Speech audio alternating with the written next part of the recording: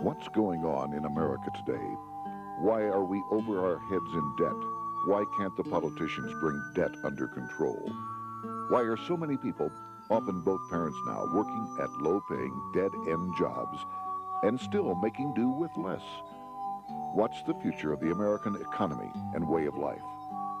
Why does the government tell us inflation is low when the buying power of our paychecks is declining at an alarming rate? Only a generation ago, bread was a quarter, and you could get a new car for $19.95. The problem is that since 1864, we've had a debt-based banking system. All our money is based on government debt. We cannot extinguish government debt without extinguishing our money supply. That's why talk of paying off the national debt without reforming our banking system is an impossibility. That's why the solution does not lie in discussing the size of the national debt, rather it lies in reforming our banking system. This is the Federal Reserve headquarters in Washington. It sits on this very impressive address, right on Constitution Avenue, right across from the Lincoln Memorial. But is it federal? Is it really part of the United States government? Well, what we're about to show you is that there's nothing federal about the Federal Reserve, and there are no reserves. The name is a deception created back before the Federal Reserve Act was passed in 1913 to make Americans think that America's central bank operates in the public interest. The truth is that the Federal Reserve is a private bank owned by private stockholders and run purely for their private profit. That's exactly correct. The Fed is a privately owned for-profit corporation which, again, has no reserves, at least no reserves available to back up the Federal Reserve notes, which is our common currency. Oh, absolutely. The Federal Reserve is neither federal and has doubtful reserves. It's a private bank that is owned by member banks. And it was chartered under the guise of deceit by an act of Congress in 1913. If there's still any doubt whether the Federal Reserve is a part of the U.S. government, check your local telephone book. In most cities, it is not listed in the blue government pages. It is listed in the business white pages right next to Federal Express, another private company. But more directly, U.S. courts have ruled time and time again that the Fed is a private corporation. Why can't Congress do something about the Fed? Most members of Congress just don't understand the system, and the few who do are afraid to speak up. For example, initially a veteran congressman from Chicago asked us if he could be interviewed for this video. However, both times our camera crew arrived at his office to do the interview, this was all we were able to film. The congressman never appeared and eventually decided he no longer wanted to participate. But a few others in Congress have been bolder over the years. Here are three quick examples. In 1923, Representative Charles A. Lindbergh, a Republican from Minnesota and father of the famed aviator Lucky Lindy, put it this way: the financial system has been turned over to the Federal Reserve Board. That board administers the finance system by authority of a purely profiteering group. The system is private, conducted for the sole purpose of obtaining the greatest possible profits from the use of other people's money. One of the most outspoken critics in Congress of the Fed was the former chairman of the House Banking and Currency Committee during the Great Depression years. Lewis T. McFadden, Republican of Pennsylvania, said in 1932, "We have in this country one of the most corrupt institutions the world has ever known. I refer to the Federal Reserve Board. This evil institution has impoverished the people of the United States and has practically bankrupted our government. It has done this through the corrupt practices of the moneyed vultures who control it." Senator Barry Goldwater was a frequent critic of the Fed. Most Americans have no real understanding of the operation of the international moneylenders. The accounts of the Federal Reserve System have never been audited. It operates outside the control of Congress and manipulates the credit of the United States. The Federal Reserve really even though it is not part of the federal government, it is more powerful than the federal government. It's more powerful than the president, the Congress, and the courts. Now, a lot of people challenge me on that, but let me prove my case. The Federal Reserve determines what the average person's car payment is going to be, what their house payment is going to be, and whether they have a job or not. And I submit to you that that's total control. And the Federal Reserve is the largest single creditor of the United States government. What does Proverbs tell us? The borrower is servant to the lender. What one has to understand is that from the day the Constitution was adopted right up to today, the folks who profit from privately owned central banks, as Madison called them, the money changers, have fought a running battle for control over who gets to print America's money. Why is who prints the money so important? Think of money as just another commodity. If you have a monopoly on a commodity that everyone needs, everyone wants, and nobody has enough of, there are lots of ways to make a profit, and also exert tremendous political influence. That's what this battle is all about. Throughout the history of the United States, the money power has gone back and forth between Congress and some sort of privately owned central bank. The Founding Fathers knew the evils of a privately owned central bank. First of all, they had seen how the privately owned British central bank, the Bank of England, had run up the British national debt to such an extent that Parliament had been forced to place unfair taxes on the American colonies. In fact, as we'll see later, Ben Franklin claimed that this was the real cause of the American Revolution. Most of the Founding Fathers realized the potential dangers of banking and feared bankers' accumulation of wealth and power. Jefferson put it this way: I sincerely believe that banking institutions are more dangerous to our liberties than standing armies. The issuing power should be taken from the banks and restored to the people to whom it properly belongs. That succinct statement of Jefferson is, in fact, the solution to all our economic problems today. It bears repeating. The issuing power should be taken from the banks and restored to the people to whom it properly belongs. James Madison, the main author of the Constitution, agreed. Interestingly, he called those behind the central bank scheme money changers. Madison strongly criticized their actions. History records that the money changers have used every form of abuse, intrigue, deceit, and violent means possible to maintain their control over governments by controlling money and its issuance. The battle over who gets to issue our money has been the pivotal issue throughout the history of the United States. Wars are fought over it, depressions are caused to acquire it. Yet after World War I, this battle was rarely mentioned in newspapers or history books. Why? By World War I, the money changers, with their dominant wealth, had seized control of most of the nation's press. Throughout U.S. history, this battle over who gets the power to issue our money has raged. In fact, it's changed hands back and forth 8 times since 1764, yet this fact has virtually vanished from public view for over 3 generations behind a smokescreen emitted by Fed cheerleaders in the media. Until we stop talking about deficits and government spending and start talking about who controls how much money we have, it's all just a big shell game, a complete and utter deception. It won't matter if you pass an ironclad amendment to the Constitution mandating a balanced budget. Our situation is only going to get worse until we root out the cause at its source.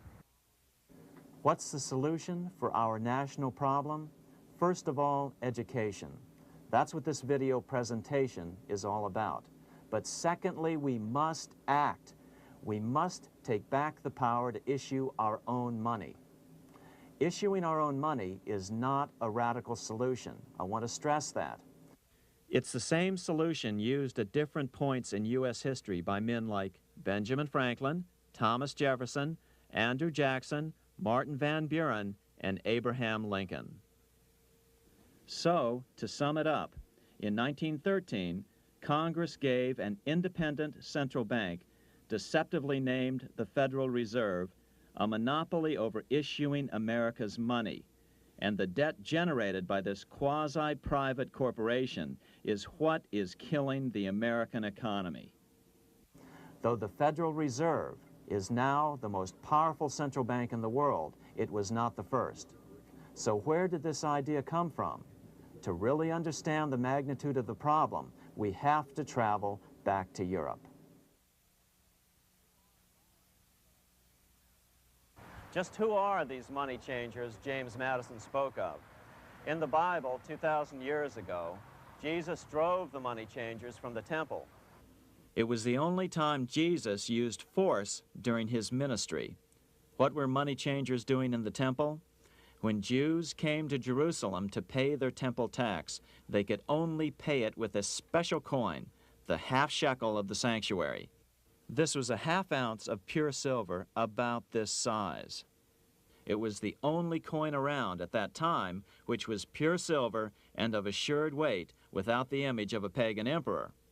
Therefore, to Jews, the half shekel was the only coin acceptable to God. But these coins were not plentiful.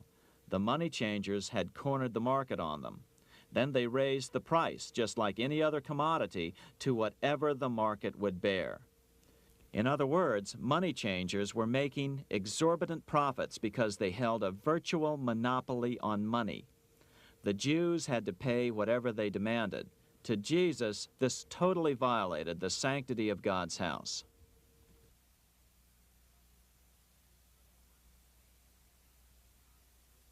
But the money-changing scam did not originate in Jesus' day. 200 years before Christ, Rome was having trouble with money changers. 2 early Roman emperors had tried to diminish the power of the money changers by reforming usury laws and limiting land ownership to 500 acres. They were both assassinated. In 48 BC, Julius Caesar took back the power to coin money from the money changers and minted coins for the benefit of all. With this new, plentiful supply of money, he built great public works projects. By making money plentiful, Caesar won the love of the common man. But the money changers hated him. Some believe this was an important factor in Caesar's assassination. One thing is for sure, with the death of Caesar came the demise of plentiful money in Rome. Taxes increased, as did corruption. Just as in the case of America today, usury and debased coin became the rule. Eventually, the Roman money supply was reduced by 90%. As a result, the common people lost their lands and their homes, just as is about to happen soon in America. With the demise of plentiful money, the masses lost confidence in the Roman government and refused to support it. Rome plunged into the gloom of the Dark Ages.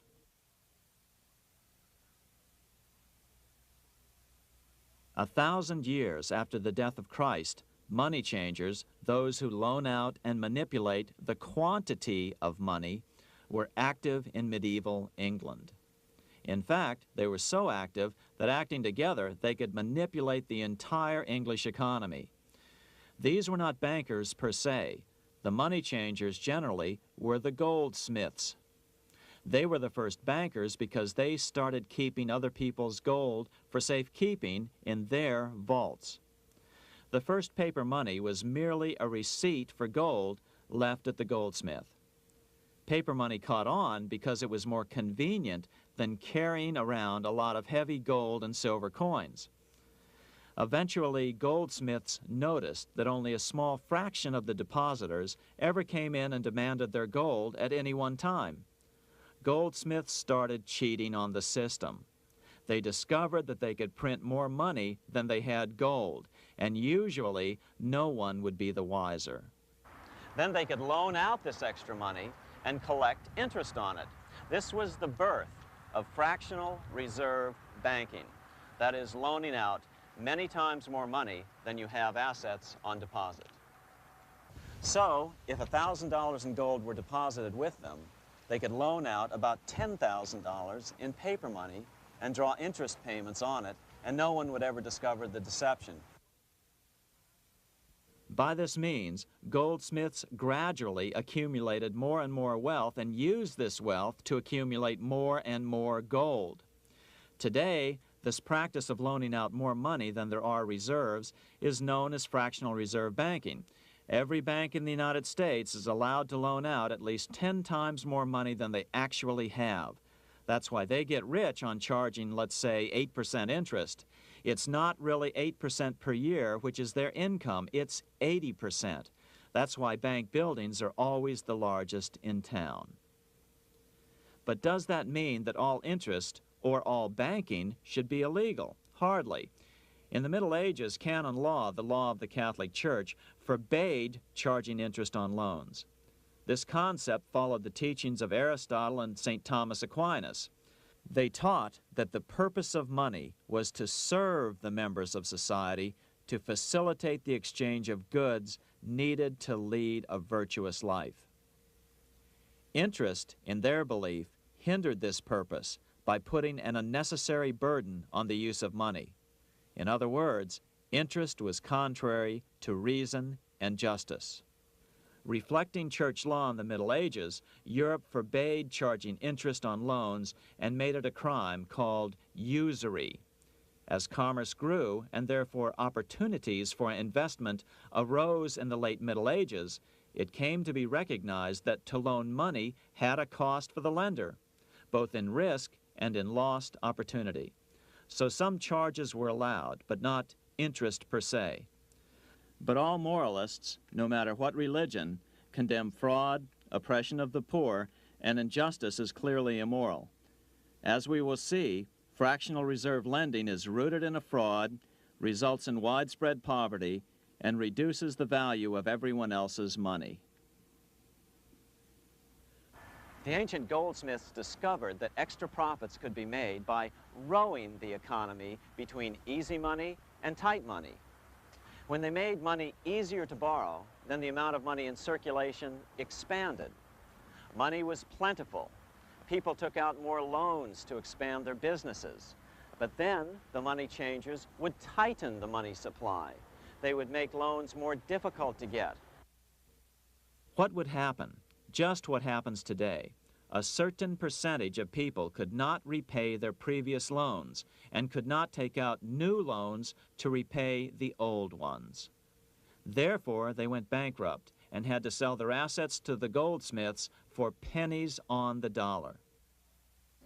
The same thing is still going on today. Only today, we call this rowing of the economy up and down the business cycle.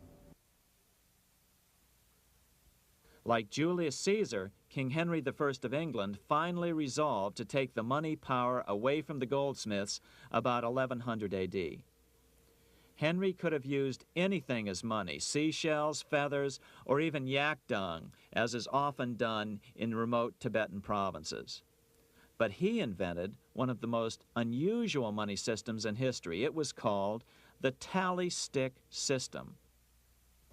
Here I have one of the few surviving examples of this form of British money, which lasted 726 years until 1826, a tally stick. The tally system was adopted to avoid the monetary manipulation of the goldsmiths. Tally sticks were money fabricated out of sticks of polished wood. Notches were cut along one edge of the stick to indicate the denominations. Then the stick was split lengthwise through the notches so that both pieces still had a record of the notches. The king kept one half to protect against counterfeiting.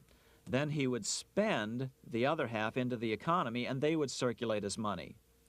This particular tally stick is huge. It represented 25,000 pounds. One of the original stockholders in the Bank of England purchased his original shares with this stick. In other words, he bought shares in the world's richest and most powerful corporation with a stick of wood. It's ironic that after its formation in 1694, the Bank of England attacked the tally stick system because it was money outside the power of the money changers, just as King Henry had wanted it to be. Why do people accept sticks of wood for money?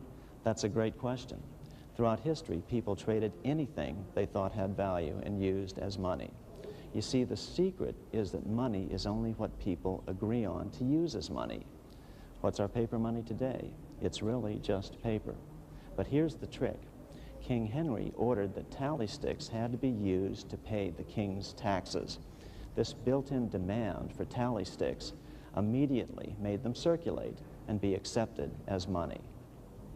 And they worked well. In fact, no other form of money has worked so well for so long as tally sticks. Keep in mind, the British Empire was built under the tally stick system.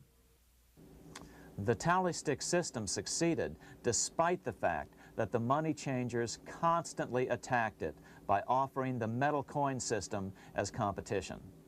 In other words, metal coins never went completely out of circulation, but tally sticks hung on because they were good for the payment of taxes. Finally, in the 1500s, King Henry VIII relaxed the laws concerning usury, and the money changers wasted no time reasserting themselves. They quickly made their gold and silver money plentiful for a few decades. But when Queen Mary took the throne and tightened the usury laws again, the money changers renewed the hoarding of gold and silver coins, forcing the economy to plummet.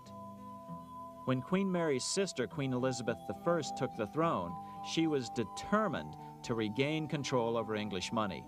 Her solution was to issue gold and silver coins from the public treasury and take the control over the money supply away from the money changers. Although control over money was not the only cause of the English Revolution in 1642, religious differences fueled the conflict. Monetary policy played a major role. Financed by the money changers, Oliver Cromwell finally overthrew King Charles, purged the Parliament, and put the king to death. The money changers were immediately allowed to consolidate their financial power. The result was that for the next 50 years, the money changers plunged Great Britain into a series of costly wars. They took over a square mile of property in the center of London, known as the City of London. This area today is still known as one of the 3 predominant financial centers of the world. Conflicts with the Stuart kings led the money changers in England to combine with those in the Netherlands to finance the invasion of William of Orange, who overthrew the Stuarts in 1688 and took the English throne.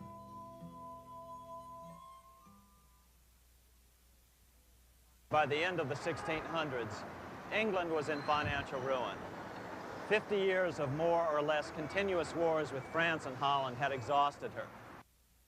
Frantic government officials met with the money changers to beg for the loans necessary to pursue their political purposes. The price was high: a government-sanctioned, privately owned bank which could issue money created out of nothing. It was to be the modern world's first privately owned central bank, the Bank of England. Although it was deceptively called the Bank of England to make the general population think it was part of the government, it was not. Like any other private corporation, the Bank of England sold shares to get started. The investors, whose names were never revealed, were supposed to put up £1.25 million British pounds in gold coin to buy their shares in the bank, but only £750,000 was ever received. Despite that, the bank was duly chartered in 1694 and started out in the business of loaning out several times the money it supposedly had in reserves, all at interest. In exchange, the new bank would loan British politicians as much of the new currency as they wanted, as long as they secured the debt by direct taxation of the British people. So, legalization of the Bank of England amounted to nothing less than legal counterfeiting of a national currency for private gain. Unfortunately, nearly every nation now has a privately controlled central bank using the Bank of England as the basic model. Such is the power of these central banks that they soon take total control over a nation's economy. It soon amounts to nothing but a plutocracy, rule by the rich. It would be like putting control of the army in the hands of the mafia. The danger of tyranny would be extreme. Yes, we need central banks. No, we do not need them in private hands. The central bank scam is really a hidden tax. The nation sells bonds to the central bank to pay for things it does not have the political will to raise taxes to pay for. But the bonds are purchased with money the central bank creates out of nothing. More money in circulation makes your money worth less. The government gets as much money as it needs, and the people pay for it in inflation. The beauty of the plan is that not one person in 1,000 can figure it out because it's usually hidden behind complex-sounding economics gibberish. With the formation of the Bank of England, the nation was soon awash in money. Prices throughout the country doubled. Massive loans were granted for just about any wild scheme. One venture proposed to drain the Red Sea to recover gold supposedly lost when the Egyptian army drowned pursuing Moses and the Israelites. By 1698, government debt grew from the initial £1.25 million to £16 million. Naturally, taxes were increased and then increased again to pay for all of this. With the British money supply firmly in their grip, the British economy began a wild roller coaster series of booms and depressions, exactly the sort of thing a central bank claims it is determined to prevent. There are two things which I think are intrinsic not just to the Bank of England, but to central banking generally. The first is an involvement in the formulation of monetary policy with the specific objective of achieving monetary stability. However, since the Bank of England took control, the British pound has rarely been stable. Now let's take a look at the role of the Rothschild family, the family said to be the wealthiest in the world.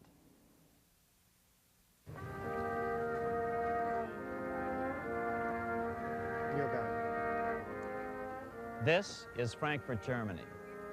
50 years after the Bank of England opened its doors, a goldsmith named Amschel Moses Bauer opened a coin shop, a counting house, in 1743. And over the door, he placed a sign depicting a Roman eagle on a red shield. The shop became known as the Red Shield Firm, or in German, Rothschild. When his son, Amschel Meyer Bauer, inherited the business, he decided to change his name to Rothschild. Amschel soon learned that loaning money to governments and kings was more profitable than loaning to private individuals. Not only were the loans bigger, but they were secured by the nation's taxes. Mayer Rothschild had 5 sons. He trained them all in the skills of money creation, then sent them out to the major capitals of Europe to open branch offices of the family banking business. His first son, Amschel Meyer, stayed in Frankfurt to mind the hometown bank. His second son, Solomon, was sent to Vienna. His third son, Nathan, was clearly the most clever. He was sent to London at age 21 in 1798, 100 years after the founding of the Bank of England. His fourth son, Karl, went to Naples, and his fifth son, Jacob, went to Paris. In 1785, Mayer Amschel moved his entire family to this larger house, a 5-story dwelling he shared with the Schiff family. This house was known as the Green Shield. The Rothschilds and the Schiffs would play a central role in the rest of European financial history and in that of the United States. The Rothschilds broke into dealings with European royalty here at Wilhelmshof, the palace of the wealthiest man in Germany. In fact, the wealthiest monarch in all Europe, Prince William of Hesse-Kassel. At first, the Rothschilds were only helping William speculate in precious coins. But when Napoleon chased Prince William into exile, he sent £550,000, a gigantic sum at that time, to Nathan Rothschild in London with instructions for him to buy consols, British government bonds, also called government stock. But Rothschild used the money for his own purposes. With Napoleon on the loose, the opportunities of wartime investments were nearly limitless. William returned here sometime prior to the Battle of Waterloo in 1815. He summoned Rothschild and demanded his money back. The Rothschilds returned William's money with the interest the British consuls would have paid him had the investment actually been made.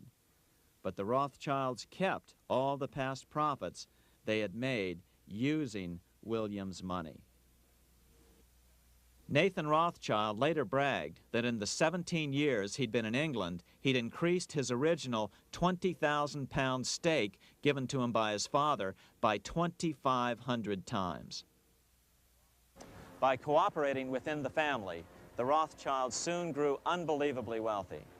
By the mid-1800s, they dominated all European banking and were certainly the wealthiest family in the world. They financed Cecil Rhodes, making it possible for him to establish a monopoly over the diamond and gold fields of South Africa. In America, they financed the Harrimans and railroads, the Vanderbilts and railroads and the press, and Carnegie in the steel industry, among many others. In fact, during World War I, J.P. Morgan was thought to be the richest man in America. But after his death, it was discovered that he was actually only a lieutenant of the Rothschilds. Once Morgan's will was made public, it was discovered that he owned only 19% of J.P. Morgan companies. By 1850, James Rothschild, the heir of the French branch of the family, was said to be worth 600 million French francs, 150 million more than all the other bankers in France put together. He built this mansion called Ferrier, just east of Paris. Wilhelm I, on seeing it, exclaimed, "Kings couldn't afford this. It could only belong to a Rothschild." Another 19th century French commentator put it this way: "There is but one power in Europe, and that is Rothschild." There is no evidence that their predominant standing in European or world finance has changed. Now let's take a look at the results the Bank of England had produced on the British economy and how that later was the root cause of the American Revolution.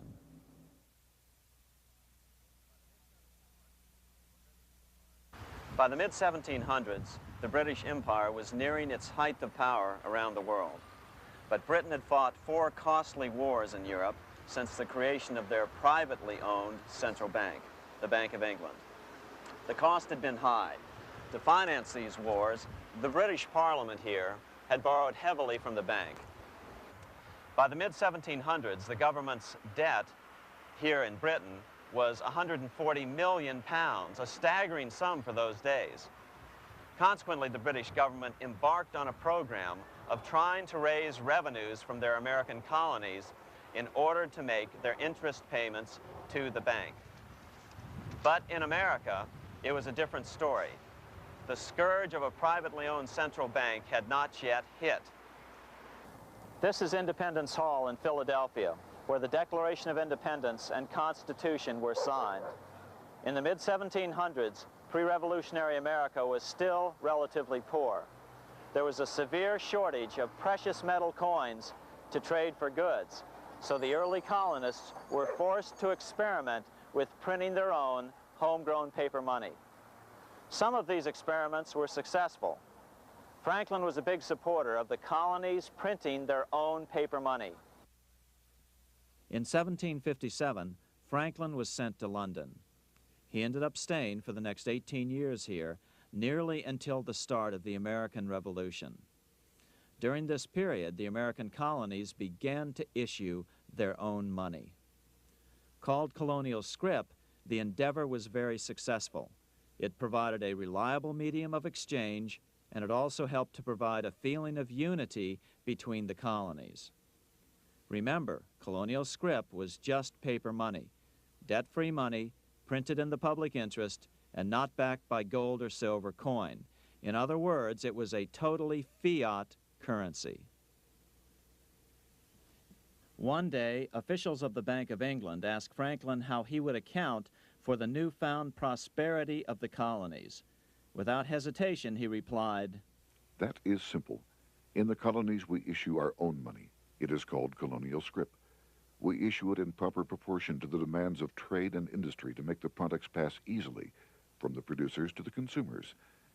In this manner, creating for ourselves our own paper money, we control its purchasing power, and we have no interest to pay to no one." This was just common sense to Franklin, but you can imagine the impact it had on the Bank of England. America had learned the secret of money, and that genie had to be returned to its bottle as soon as possible.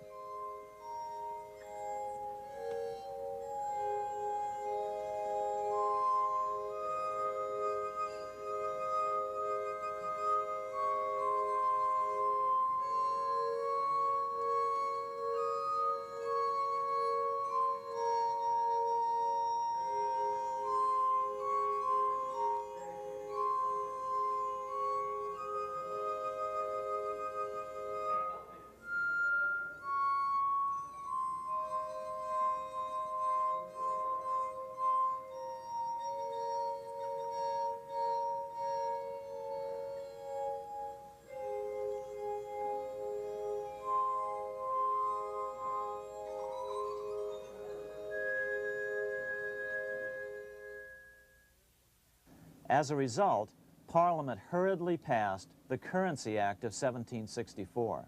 This prohibited colonial officials from issuing their own money and ordered them to pay all future taxes in gold or silver coins.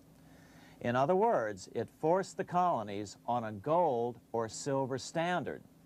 For those who still believe that a gold standard is the answer for America's current monetary problems, look what happened to America after that. Writing in his autobiography, Franklin said, "In 1 year, the conditions were so reversed that the era of prosperity ended and a depression set in to such an extent that the streets of the colonies were filled with unemployed." Franklin claims that this was even the basic cause for the American Revolution. As Franklin put it in his autobiography, "The colonies would gladly have borne a little tax on tea and other matters had it not been that England took away from the colonies their money, which created unemployment and dissatisfaction. The inability of the colonists to get the power to issue their own money permanently out of the hands of George III and the international bankers was the prime reason for the Revolutionary War." by the time the first shots were fired in Lexington, Massachusetts, on April 19, 1775, the colonies had been drained of gold and silver coin by British taxation. As a result, the Continental government had no choice but to print money to finance the war. At the start of the Revolution, the U.S. money supply stood at $12 million. By the end of the war, it was nearly $500 million. As a result, the currency was virtually worthless. Shoes sold for $5,000 a pair. Colonial scrip had worked because just enough was issued to facilitate trade. As George Washington lamented, "A wagon load of money will scarcely purchase a wagon load of provisions." Today, those who support a gold-backed currency point to this period during the Revolution to demonstrate the evils of a fiat currency. But remember, the same currency had worked so well 20 years earlier during times of peace that the Bank of England had Parliament outlaw it. Towards the end of the Revolution, the Continental Congress, meeting here at Independence Hall, grew desperate for money. In 1781, they allowed Robert Morris, their financial superintendent, to open a privately owned central bank. Incidentally, Morris was a wealthy man who had grown wealthier during the Revolution by trading in war materials. Called the Bank of North America, the new bank was closely modeled after the Bank of England. It was allowed to practice fractional reserve banking. That is, it could lend out money it didn't have, then charge interest on it. If you or I were to do that, we would be charged with fraud, a felony. The bank's charter called for private investors to put up $400,000 worth of initial capital. But when Morris was unable to raise the money, he brazenly used his political influence to have gold deposited in the bank, which had been loaned to America by France. He then loaned this money to himself and his friends to reinvest in shares of the bank. And, like the Bank of England, the bank was given a monopoly over the national currency. Soon the dangers became clear. The value of American currency continued to plummet. So, 4 years later, in 1785, the bank's charter was not renewed. The leader of the effort to kill the bank, William Findley of Pennsylvania, explained the problem this way, quote, "This institution, having no principle but that of avarice, will never be varied in its object, to engross all the wealth, power, and influence of the state." The men behind the Bank of North America, Alexander Hamilton, Robert Morris, and the bank's president, Thomas Whiling, did not give up. Only 6 years later, Hamilton, then Secretary of the Treasury, and his mentor, Morris, rammed a new privately owned central bank through the new Congress. Called the first bank of the United States, Thomas Whiling again served as the bank's president. The players were the same, only the name of the bank was changed.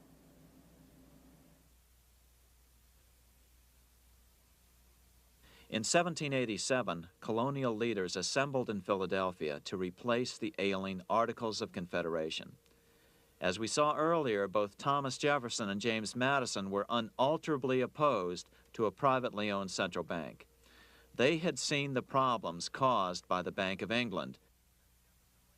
They wanted nothing of it. As Jefferson later put it,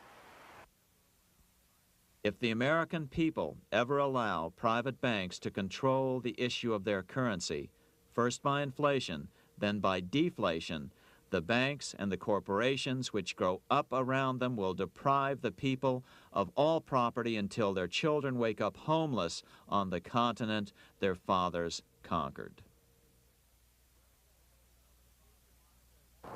During the debate over the future monetary system, another one of the founding fathers, Gouverneur Morris, castigated the motivations of the owners of the Bank of North America.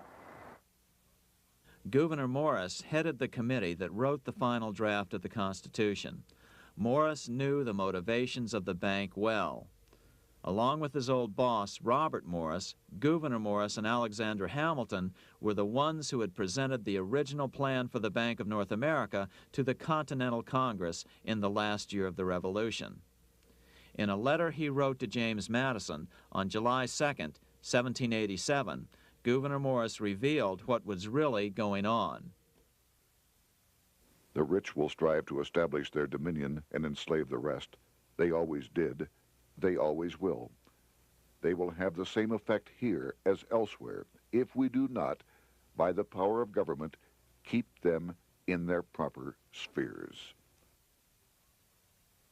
Despite the defection of Gouverneur Morris from the ranks of the bank, Hamilton, Robert Morris, Thomas Whiling, and their European backers were not about to give up. They convinced the bulk of the delegates to the Constitutional Convention to not give Congress the power to issue paper money. Most of the delegates were still reeling from the wild inflation of the paper currency during the Revolution. They had forgotten how well colonial scrip had worked before the war. But the Bank of England had not. The money changers could not stand to have America printing her own money again. So the Constitution is silent on the matter. This grievous defect left the door wide open for the money changers, just as they had planned.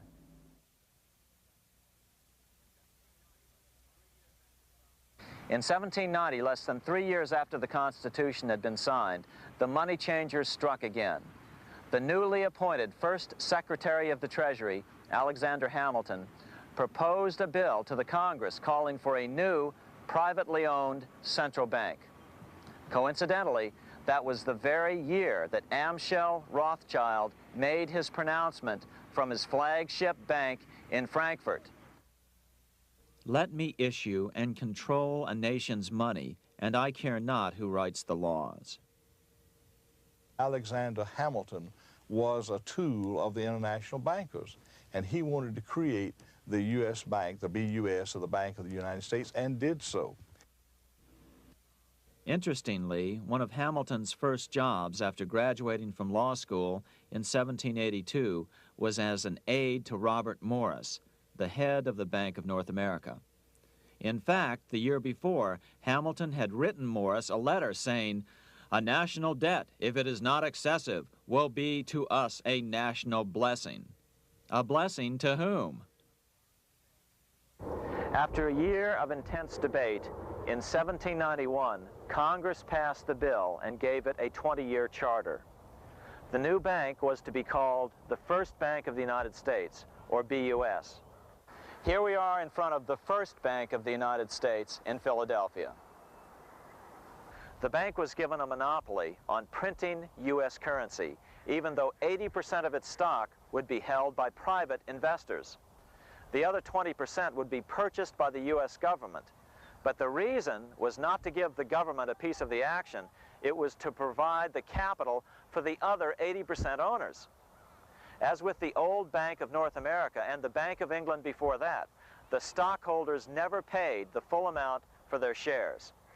The U.S. government put up their initial $2 million in cash.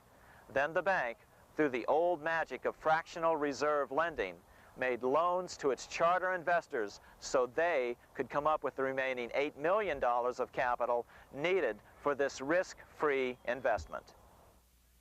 Like the Bank of England, the name of the Bank of the United States was deliberately chosen to hide the fact that it was privately controlled. And like the Bank of England, the names of the investors in the bank were never revealed. Many years later, it was a common saying that the Rothschilds were the power behind the old Bank of the United States. The bank was sold to Congress as a way to bring stability to the banking system and eliminate inflation. So what happened? Over the first 5 years, the U.S. government borrowed $8.2 million from the Bank of the United States. In the same 5-year period, prices rose by 72%. Jefferson, as the new Secretary of State, watched the borrowing with sadness and frustration, unable to stop it. I wish it were possible to obtain a single amendment to our Constitution, taking from the federal government the power of borrowing. Millions of Americans feel the same way today. They watch in helpless frustration as the federal government borrows the American economy into oblivion. So, although it was called the First Bank of the United States, it was not the first attempt at a privately owned central bank in this country. As with the Bank of North America, the government put up most of the cash to get this private bank going, then the bankers loaned the money to each other to buy the remaining stock in the bank. It was a scam, plain and simple, and they wouldn't be able to get away with it for long. But first, we have to travel back to Europe to see how a single man was able to manipulate the entire British economy by obtaining the first news of Napoleon's final defeat.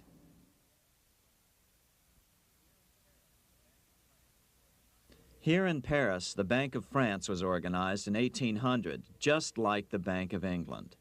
But Napoleon decided France had to break free of debt, and he never trusted the Bank of France. He declared that when a government is dependent upon bankers for money, the bankers, not the leaders of the government, are in control.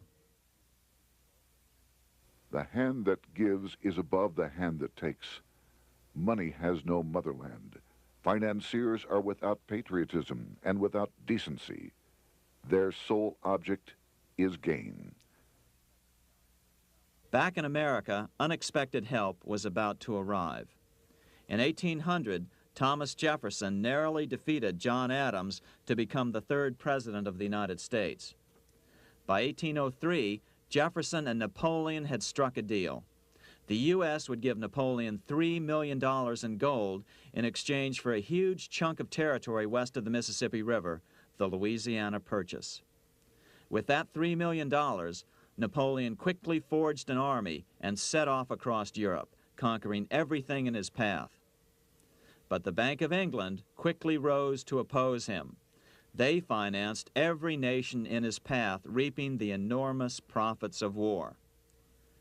Prussia, Austria, and finally Russia all went heavily into debt in a futile attempt to stop Napoleon.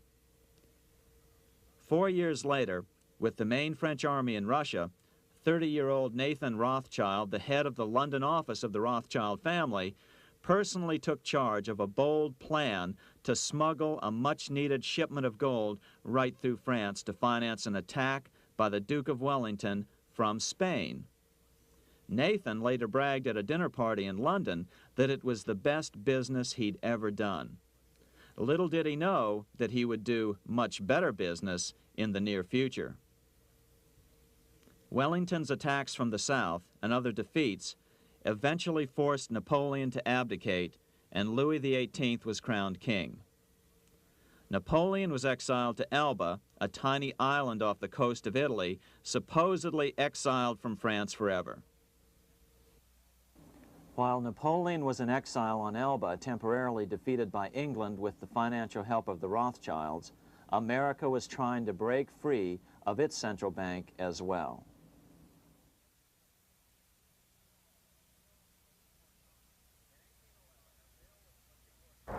In 1811, a bill was put before Congress to renew the charter of the Bank of the United States. The debate grew very heated, and the legislatures of both Pennsylvania and Virginia passed resolutions asking Congress to kill the bank. The press corps of the day attacked the bank openly, calling it a great swindle, a vulture, a viper, and a cobra. Oh, to have an independent press once again in America. A congressman named P.B. Porter attacked the bank from the floor of Congress, saying if the bank's charter was renewed, Congress, quote, will have planted in the bosom of this Constitution a viper, which one day or another will sting the liberties of this country to the heart, close quote. Prospects didn't look that good for the bank. Some writers have even claimed that Nathan Rothschild warned that the United States would find itself involved in a most disastrous war if the bank's charter were not renewed. But it wasn't enough. When the smoke had cleared, the renewal bill was defeated by a single vote in the House and was deadlocked in the Senate. By now, America's fourth president, James Madison, was in the White House. Remember, Madison was a staunch opponent of the bank. His vice president, George Clinton, broke a tie in the Senate and sent the bank into oblivion. Within 5 months, England attacked the U.S., and the War of 1812 was on. But the British were still busy fighting Napoleon, and so the War of 1812 ended in a draw in 1814. Though the money changers were temporarily down, they were far from out. It would take them only another 2 years to bring back their bank bigger and stronger than ever.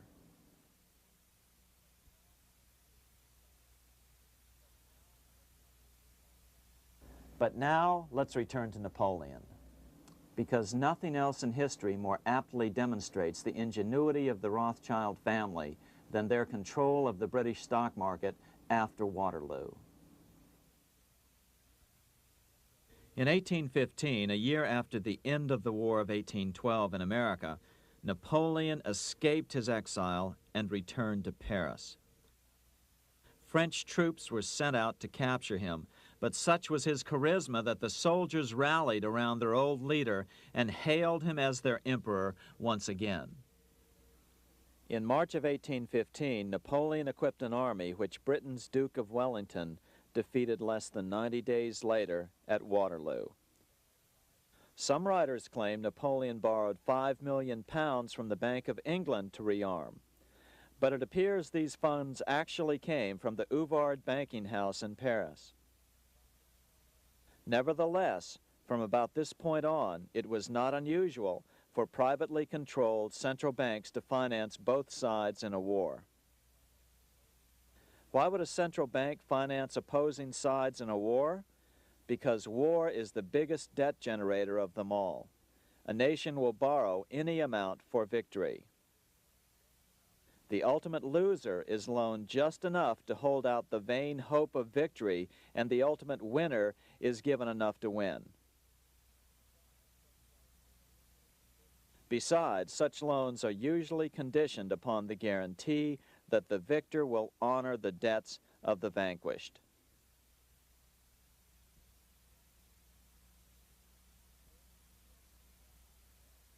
This is the Waterloo battlefield about 200 miles northeast of Paris in what today is Belgium. Here Napoleon suffered his final defeat, but not before thousands of French and Englishmen gave their lives on a steamy summer day in July of 1815. Right over there, on June 18, 1815, 74,000 French troops met 67,000 troops from Britain and other European nations. The outcome was certainly in doubt.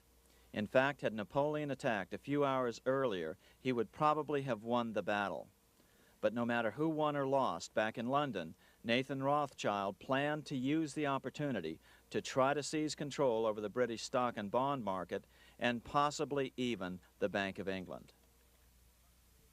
Rothschild stationed a trusted agent, a man named Rothworth, on the north side of the battlefield, closer to the English Channel. Once the battle had been decided, Rothworth took off for the Channel. He delivered the news to Nathan Rothschild a full 24 hours before Wellington's own courier. Rothschild hurried to the stock market and took up his usual position in front of an ancient pillar. All eyes were on him. The Rothschilds had a legendary communications network.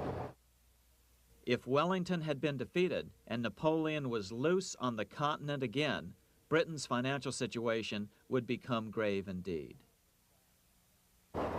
Rothschild looked saddened. He stood there motionless, eyes downcast. Then suddenly he began selling. Other nervous investors saw that Rothschild was selling.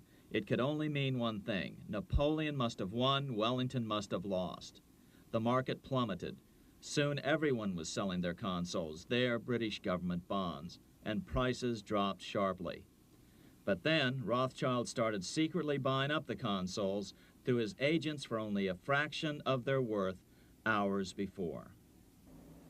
Myths, legends, you say? 100 years later, the New York Times ran a story which said that Nathan's grandson had attempted to secure a court order to suppress a book with this stock market story in it. The Rothschild family claimed the story was untrue and libelous, but the court denied the Rothschilds' request and ordered the family to pay all court costs.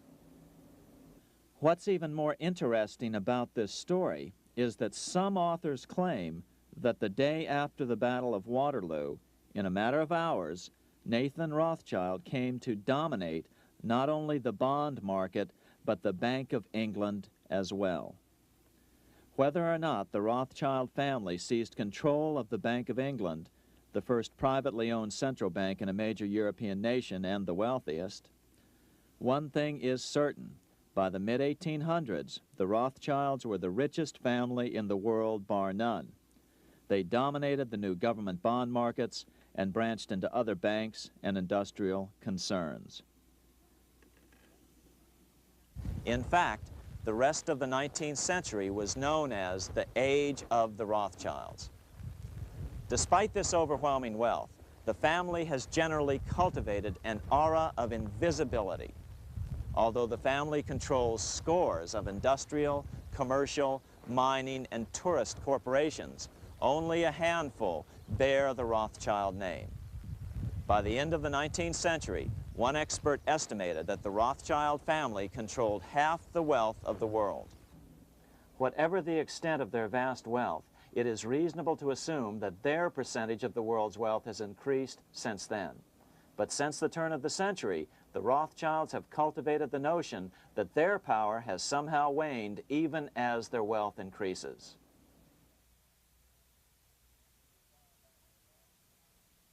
Meanwhile, back in Washington in 1816, just 1 year after Waterloo and Rothschild's alleged takeover of the Bank of England, the American Congress passed a bill permitting yet another privately owned central bank.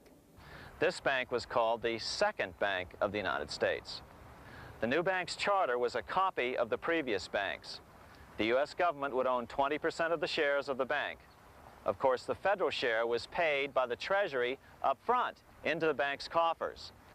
Then, through the magic of fractional reserve lending, it was transformed into loans to private investors who then bought the remaining 80% of the shares. Just as before, the primary stockholders remained a secret. But it is known that the largest block of shares, about 1/3 of the total, were sold to foreigners. As one observer put it, it is certainly no exaggeration to say that the Second Bank of the United States was rooted as deeply in Britain as it was in America. So, by 1816, some authors claim the Rothschilds had taken control over the Bank of England and backed a new, privately owned central bank in America as well.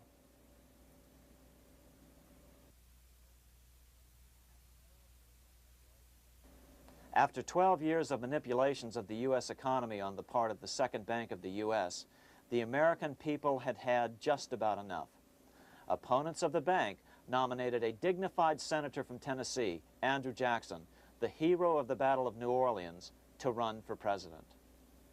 This is his home, the Hermitage. No one gave Jackson a chance initially. The bank had long ago learned how the political process could be controlled with money. To the surprise and dismay of the money changers, Jackson was swept into office in 1828. Jackson was determined to kill the bank at the first opportunity and wasted no time in trying to do so. But the bank's 20-year charter didn't come up for renewal until 1836, the last year of his second term, if he could survive that long. During his first term, Jackson contented himself with rooting out the bank's many minions from government service. He fired 2,000 of the 11,000 employees of the federal government. In 1832, with his re-election approaching, the bank struck an early blow, hoping Jackson would not want to stir up controversy. They asked Congress to pass a renewal bill 4 years early. Naturally, Congress complied, then sent it to the president for signing. But Jackson weighed in with both feet. Old Hickory, never a coward, vetoed the bill. His veto message is one of the great American documents. It clearly lays out the responsibility of the American government towards its citizens, rich and poor. It is not our own citizens only who are to receive the bounty of our government. More than 8 million of the stock of this bank are held by foreigners. Is there no danger to our liberty and independence in a bank that in its nature has so little to bind it to our country? Controlling our currency, receiving our public monies, and holding thousands of our citizens' independence would be more formidable and dangerous than a military power of the enemy. If government would confine itself to equal protection and, as heaven does its rains, shower its favor alike on the high and the low, the rich and the poor, it would be an unqualified blessing. In the act before me, there seems to be a wide and unnecessary departure from these just principles. Later that year, in July 1832, Congress was unable to override Jackson's veto. Now Jackson had to stand for re-election. Jackson took his argument directly to the people. For the first time in U.S. history, Jackson took his presidential campaign on the road. Before then, presidential candidates stayed at home and looked presidential. His campaign slogan was "Jackson and no bank." The National Republican Party ran Senator Henry Clay against Jackson. Despite the fact that the bankers poured over $3 million into Clay's campaign, Jackson was reelected by a landslide in November of 1832. Despite his presidential victory, Jackson knew the battle was only beginning. "The hydra of corruption is only scotched, not dead," said the newly elected president. Jackson ordered his new Secretary of Treasury, Lewis McLean, to start removing the government's deposits from the second bank and start placing them in state banks. But McLean refused to do so. Jackson fired him and appointed William J. Duane as the new Secretary of the Treasury. Duane also refused to comply with the president's requests, and so Jackson fired him as well and then appointed Roger B. Taney to the office. Taney did withdraw government funds from the bank starting on October 1st, 1833. Jackson was jubilant. "I have it chained. I'm ready with screws to draw every tooth and then the stumps." But the bank was not yet done fighting. Its head, Nicholas Biddle, used his influence to get the Senate to reject Taney's nomination. Then, in a rare show of arrogance, Biddle threatened to cause a depression if the bank was not rechartered. This worthy president thinks that because he has scalped Indians and imprisoned judges, he is to have his way with the bank. He is mistaken. Next, in an unbelievable fit of honesty for a central banker, Biddle admitted that the bank was going to make money scarce to force Congress to restore the bank. Nothing but widespread suffering will produce any effect on Congress. Our only safety is in pursuing a steady course of firm restriction, and I have no doubt that such a course will ultimately lead to restoration of the currency and the recharter of the bank. What a stunning revelation. Here was the pure truth, revealed with shocking clarity. Biddle intended to use the money contraction power of the bank to cause a massive depression until America gave in. Unfortunately, this has happened time and time again throughout U.S. history and is about to happen again in today's world. Nicholas Biddle made good on his threat. The bank sharply contracted the money supply by calling in old loans and refusing to extend new ones. A financial panic ensued, followed by a deep depression. Naturally, Biddle blamed Jackson for the crash, saying that it was caused by the withdrawal of federal funds from the bank. Unfortunately, his plan worked well. Wages and prices sagged. Unemployment soared along with business bankruptcies. The nation quickly went into an uproar.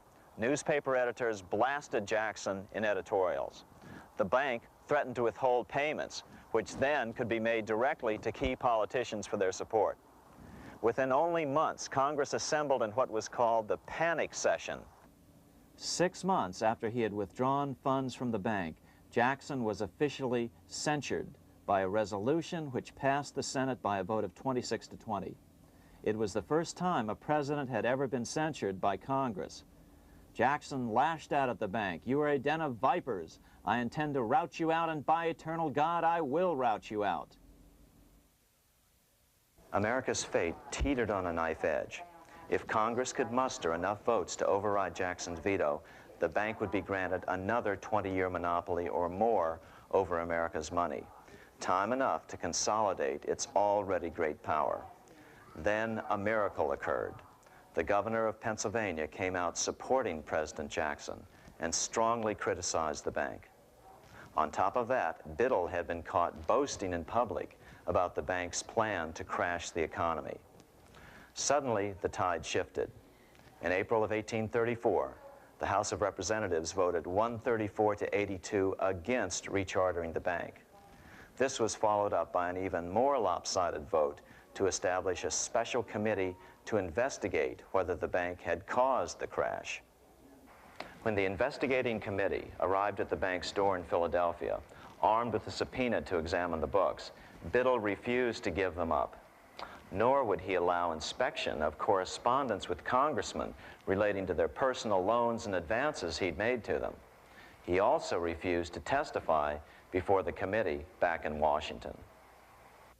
On January 8, 1835, Jackson paid off the final installment on the national debt, which had been necessitated by allowing the banks to issue currency for government bonds rather than simply issuing treasury notes without such debt. He was the only president to ever pay off the debt. A few weeks later, on January 30th, 1835, an assassin by the name of Richard Lawrence tried to shoot President Jackson, but by the grace of God, both pistols misfired. Lawrence was later found not guilty by reason of insanity. After his release, he bragged to friends that powerful people in Europe had put him up to the task and promised to protect him if he were caught. The following year, when its charter ran out, the Second Bank of the United States ceased functioning as the nation's central bank. Biddle was later arrested and charged with fraud. He was tried and acquitted, but died shortly thereafter while still tied up in civil suits. After his second term as president, Jackson retired here to the Hermitage outside of Nashville to live out his life. He is still remembered here for his determination to kill the bank. In fact, he killed it so well that it took the money changers 77 years to undo the damage. When asked what his most important accomplishment had been, Jackson replied, "I killed the bank." Unfortunately, even Jackson failed to grasp the entire picture and its root cause. Although Jackson had killed the central bank, the most insidious weapon of the money changers, fractional reserve banking, remained in use by the numerous state-chartered banks. This fueled economic instability in the years before the Civil War. Still, the central bankers were out, and as a result, America thrived as it expanded westward. During this time, the principal money changers struggled to regain their lost centralized power, but to no avail. Then, finally, they reverted to the old central bankers' formula: war to create debt and dependency. If they couldn't get their central bank any other way, America could be brought to its knees by plunging it into a civil war, just as they had done in 1812 after the first Bank of the United States was not rechartered. 1 month after the inauguration of Abraham Lincoln, the first shots of the American Civil War were fired here at Fort Sumter, South Carolina, on April 12, 1861. Certainly slavery was a cause for the Civil War, but not the primary cause. Lincoln knew that the economy of the South depended upon slavery, and so before the Civil War, he had no intention of eliminating it. Lincoln had put it this way in his inaugural address only 1 month earlier. I have no purpose, directly or indirectly, to interfere with the institution of slavery in the states where it now exists. I believe I have no lawful right to do so, and I have no inclination to do so. Even after the first shots were fired here at Fort Sumter, Lincoln continued to insist that the Civil War was not about the issue of slavery. My paramount objective is to save the Union, and it is not either to save or destroy slavery. If I could save the Union without freeing any slave, I would do it. So what was the Civil War all about? There were many factors at play. Northern industrialists had used protective tariffs to prevent the southern states from buying cheaper European goods. Europe retaliated by stopping cotton imports from the South. The southern states were in a double financial bind. They were forced to pay more for most of the necessities of life, while their income from cotton exports plummeted. The South was angry. But there were other factors at work. The money changers were still stung by America's withdrawal from their control 25 years earlier. Since then, America's wildcat economy had made the nation rich, a bad example for the rest of the world. The central bankers now saw an opportunity to split the rich new nation, to divide and conquer by war. Was this just some sort of wild conspiracy theory at the time? Well, let's take a look at what a well-placed observer of the scene had to say at the time.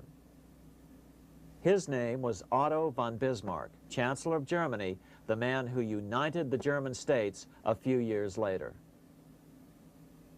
The division of the United States into federations of equal force was decided long before the Civil War by the high financial powers of Europe. These bankers were afraid that the United States, if they remained as one bloc and as one nation, would attain economic and financial independence which would upset their financial domination over the world. Within months after the first shots here at Fort Sumter, the central bankers loaned Napoleon III of France, the nephew of the Waterloo Napoleon, 210 million francs to seize Mexico and station troops along the southern border of the U.S., taking advantage of their war to violate the Monroe Doctrine and return Mexico to colonial rule. No matter what the outcome of the Civil War, a weakened America, heavily indebted to the money changers, would open up Central and South America once again to European colonization and domination. The very thing America's Monroe Doctrine had forbade in 1823. At the same time, Great Britain moved 11,000 troops into Canada and positioned them menacingly along America's northern border. The British fleet went to war alert should their quick intervention be called for. Lincoln knew he was in a double bind. That's why he agonized over the fate of the Union. There was a lot more to it than just differences between the North and the South. That's why his emphasis was always on union and not merely the defeat of the South. But Lincoln needed money to win. In 1861, Lincoln and his Secretary of Treasury, Salmon P. Chase, went to New York to apply for the necessary loans. The money changers, anxious to see the Union fail, offered loans at 24 to 36% interest. Lincoln said thanks, but no thanks, and returned to Washington. Lincoln sent for an old friend, Colonel Dick Taylor of Chicago, and put him on the problem of financing the war. During one meeting, Lincoln asked Taylor what he'd discovered. Taylor put it this way. Why, Lincoln, that is easy. Just get Congress to pass a bill authorizing the printing of full legal tender treasury notes, and pay your soldiers with them, and go ahead and win your war with them also. When Lincoln asked if the people of the United States would accept the notes, Taylor said, "The people, or anyone else, will not have any choice in the matter if you make them full legal tender. They will have the full sanction of the government and be just as good as any money, as Congress is given that express right by the Constitution." So that's exactly what Lincoln did. In 1862-63, he printed up $450 million worth of the new bills.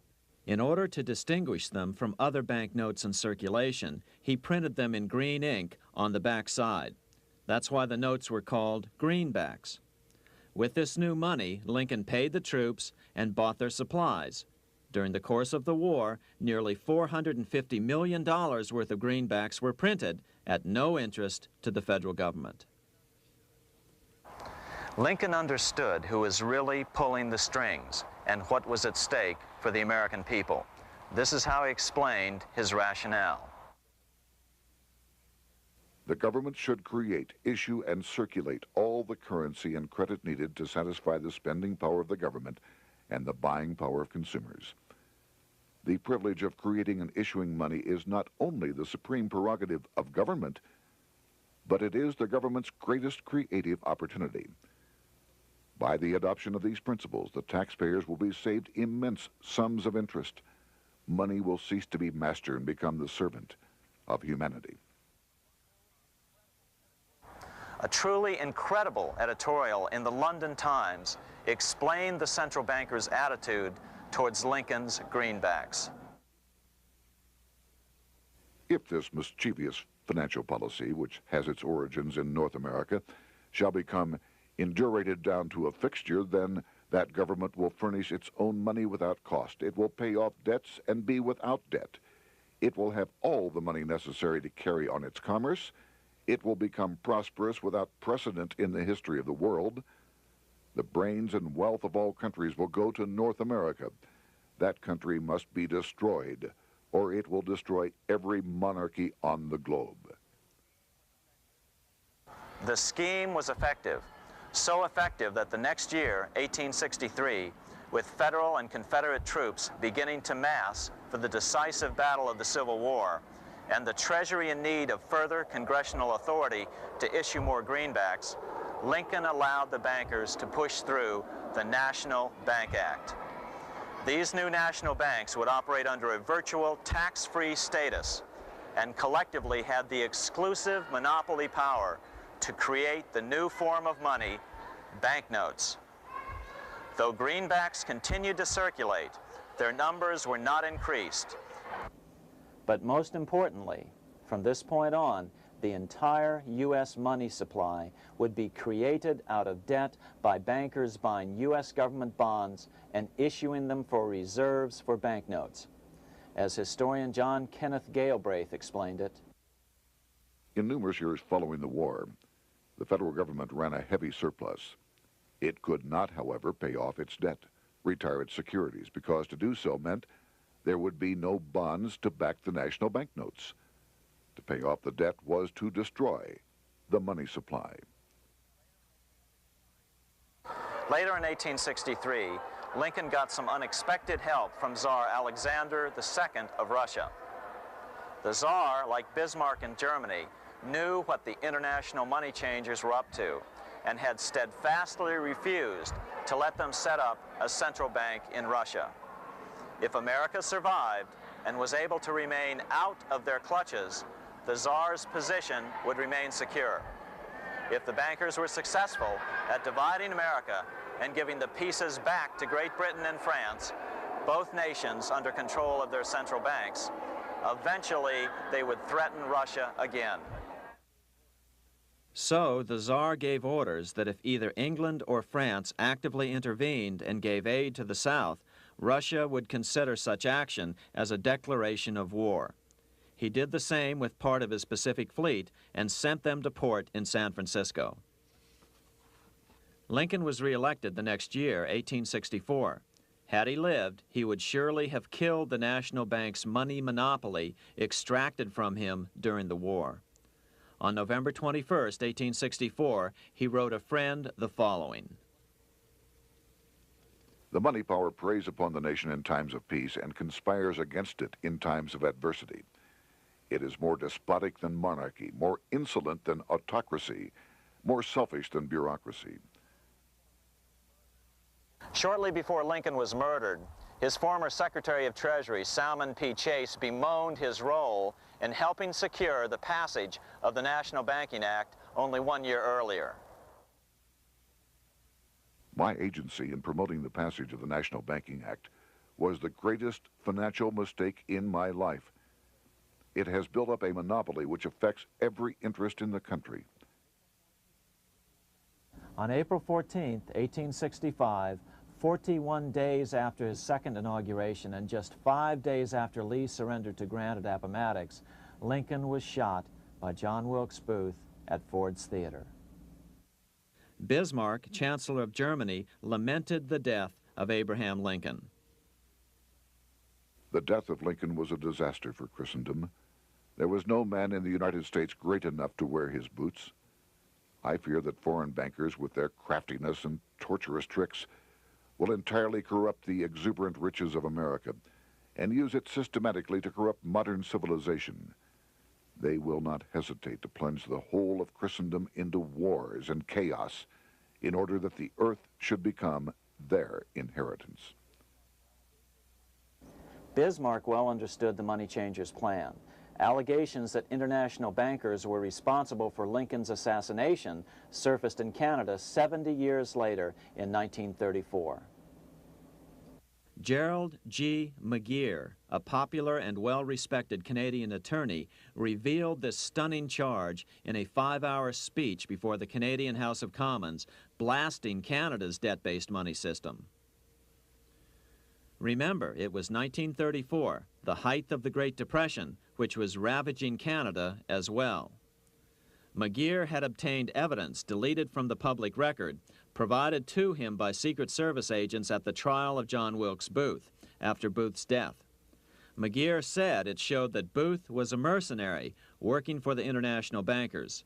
According to an article in the Vancouver Sun of May 2nd, 1934, Abraham Lincoln, the martyred emancipator of the slaves, was assassinated through the machinations of a group representative of the international bankers who feared the United States president's national credit ambitions. There was only one group in the world at that time who had any reason to desire the death of Lincoln. They were the men opposed to his national currency program and who had fought him throughout the whole Civil War on his policy of greenback currency.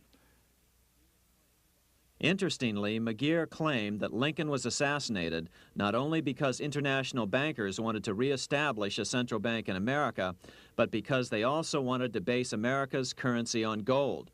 Gold they controlled. In other words, put America on a gold standard.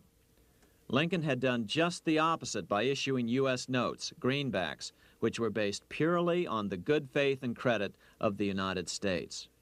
The article quoted McGeer as saying, "They were the men interested in the establishment of the gold standard and the right of the bankers to manage the currency and credit of every nation in the world. With Lincoln out of the way, they were able to proceed with that plan and did proceed with it in the United States. Within 8 years after Lincoln's assassination, silver was demonetized and the gold standard money system set up in the United States." Not since Lincoln has the U.S. issued debt-free United States notes. These red-sealed bills, which were issued in 1963, were not a new issue from President Kennedy, but merely the old greenbacks reissued year after year. In another act of folly and ignorance, the 1994 Regal Act actually authorized the replacement of Lincoln's greenbacks with debt-based notes. In other words, greenbacks were in circulation in the United States until 1994. Why was silver bad for the bankers and gold good? Simple. Because silver was plentiful in the United States. It was very hard to control. Gold was, and always has been, scarce. Throughout history, it has been relatively easy to monopolize gold, but silver has historically been 15 times more plentiful. With Lincoln out of the way, the money changers' next objective was to gain complete control over America's money. This was no easy task. With the opening of the American West, silver had been discovered in huge quantities. On top of that, Lincoln's greenbacks were generally popular. Despite the European central bankers' deliberate attacks on greenbacks, they continued to circulate in the United States, in fact, until a few years ago. According to historian W. Cleon Skousen, right after the Civil War, there was considerable talk about reviving Lincoln's brief experiment with the constitutional monetary system. Had not the European Money Trust intervened, it would have no doubt become an established institution. it is clear that the concept of America printing her own debt-free money sent shockwaves throughout the European central banking elite. They watched with horror as Americans clamored for more greenbacks. They may have killed Lincoln, but support for his monetary ideas grew. On April 12, 1866, nearly 1 year to the day of Lincoln's assassination, Congress went to work at the bidding of the European central banking interests. It passed the Contraction Act, authorizing the Secretary of the Treasury to begin to retire some of the greenbacks in circulation and thereby contract the money supply. Authors Theodore R. Thorin and Richard F. Warner explained the results of the money contraction in their classic book on the subject, The Truth in Money Book. The hard times which occurred after the Civil War could have been avoided if the greenback legislation had continued as President Lincoln had intended.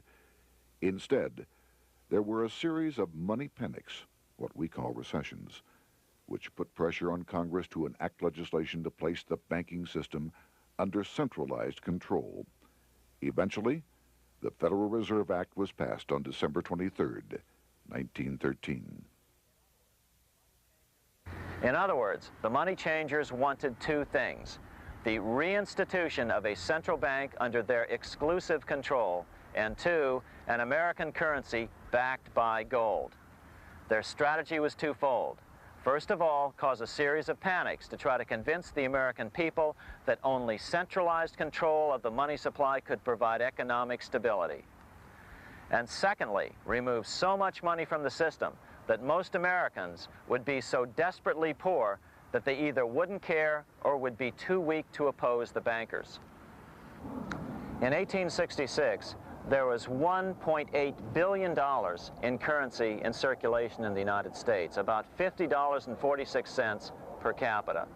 In 1867 alone, $500 million, $500 million, was removed from the U.S. money supply.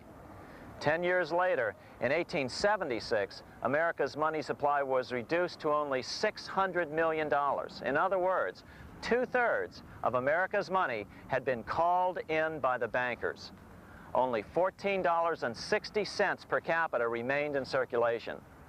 10 years later, the money supply had been reduced to only $400 million, even though the population had boomed.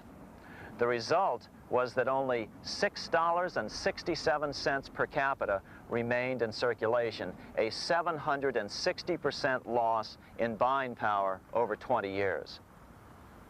Today, economists try to sell the idea that recessions and depressions are a natural part of something they call the business cycle. The truth is, our money supply is manipulated now just as it was before and after the Civil War. How did this happen? How did money become so scarce? Simple. Bank loans were called in and no new ones were given. In addition, silver coins were melted down. In 1872, a man named Ernest Sed was given 100,000 pounds, about $500,000, by the Bank of England and sent to America to bribe necessary congressmen to get silver demonetized. He was told that if that was not sufficient, to draw an additional 100,000 pounds or as much more as was necessary. The next year, Congress passed the Coinage Act of 1873, and the minting of silver dollars abruptly stopped. In fact, Representative Samuel Hooper, who introduced the bill in the House, acknowledged that Mr. Sed actually drafted the legislation. But it gets even worse than that. In 1874, Sed himself admitted who was behind the scheme. I went to America in the winter of 1872-73, authorized to secure, if I could, the passage of a bill demonetizing silver. It was in the interest of those I represented, the governors of the Bank of England, to have it done. By 1873, gold coins were the only form of coin money. But the contest over control of America's money was not yet over. Only 3 years later, in 1876, with 1/3 of America's workforce unemployed, the population was growing restless. People were clamoring for a return to the greenback money system of President Lincoln or a return to silver money, anything that would make money more plentiful. That year, Congress created the United States Silver Commission to study the problem. Their report clearly blamed the monetary contraction on the national bankers. The report is interesting because it compares the deliberate money contraction by the national bankers after the Civil War to the fall of the Roman Empire. The disaster of the Dark Ages was caused by decreasing money and falling prices. Without money, civilization could not have had a beginning, and with a diminishing supply, it must languish and unless relieved, finally perish. At the Christian era, the metallic money of the Roman Empire amounted to $1,800,000,000. By the end of the 15th century, it had shrunk to less than $200 million. History records no other such disastrous transition as that from the Roman Empire to the Dark Ages.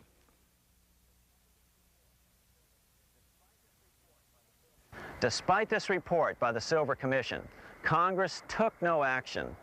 The next year, 1877, riots broke out from Pittsburgh to Chicago. The torches of starving vandals lit up the sky. The bankers huddled to decide what to do. They decided to hang on. Now that they were back in control to a certain extent, they were not about to give it up. At the meeting of the American Bankers Association that year, they urged their membership to do everything in their power to put down the notion of a return to greenbacks. The ABA Secretary, James Buell, authored a letter to the members which blatantly called on the banks to subvert not only Congress, but the press.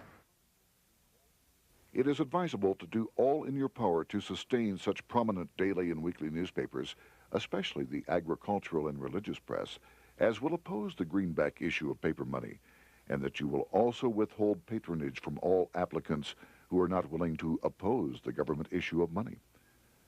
To repeal the act creating banknotes or to restore to circulation the government issue of money will be to provide the people with money and will therefore seriously affect our individual profits as bankers and lenders. See your congressman at once and engage him to support our interest that we may control legislation. As political pressure mounted in Congress for change, the press tried to turn the American people away from the truth. The New York Tribune put it this way on January 10th, 1878. "The capital of the country is organized at last, and we will see whether Congress will dare to fly in its face." But it didn't work entirely. On February 28, 1878, Congress passed the Sherman Law, allowing the minting of a limited number of silver dollars, ending the 5-year hiatus. This did not end gold backing of the currency, however, nor did it completely free silver. Previous to 1873, anyone who brought silver to the U.S. Mint could have it struck into silver dollars free of charge. No longer. But at least some money began to flow back into the economy again. With no further threat to their control, the bankers loosened up on loans, and the post-Civil War depression was finally ended. 3 years later, the American people elected Republican James Garfield president. Garfield understood how the economy was being manipulated. As a congressman, he had been chairman of the Appropriations Committee and was a member of Banking and Currency. After his inauguration, he slammed the money changers publicly in 1881. Whoever controls the volume of money in any country is absolute master of all industry and commerce. And when you realize that the entire system is very easily controlled, one way or another, by a few powerful men at the top, you will not have to be told how periods of inflation and depression originate. Unfortunately, within a few weeks of making this statement, on July 2nd of 1881, President Garfield was assassinated.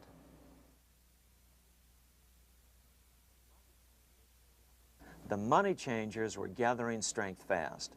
They began a periodic fleecing of the flock, as they called it, by creating economic booms followed by further depressions so they could buy up thousands of homes and farms for pennies on the dollar.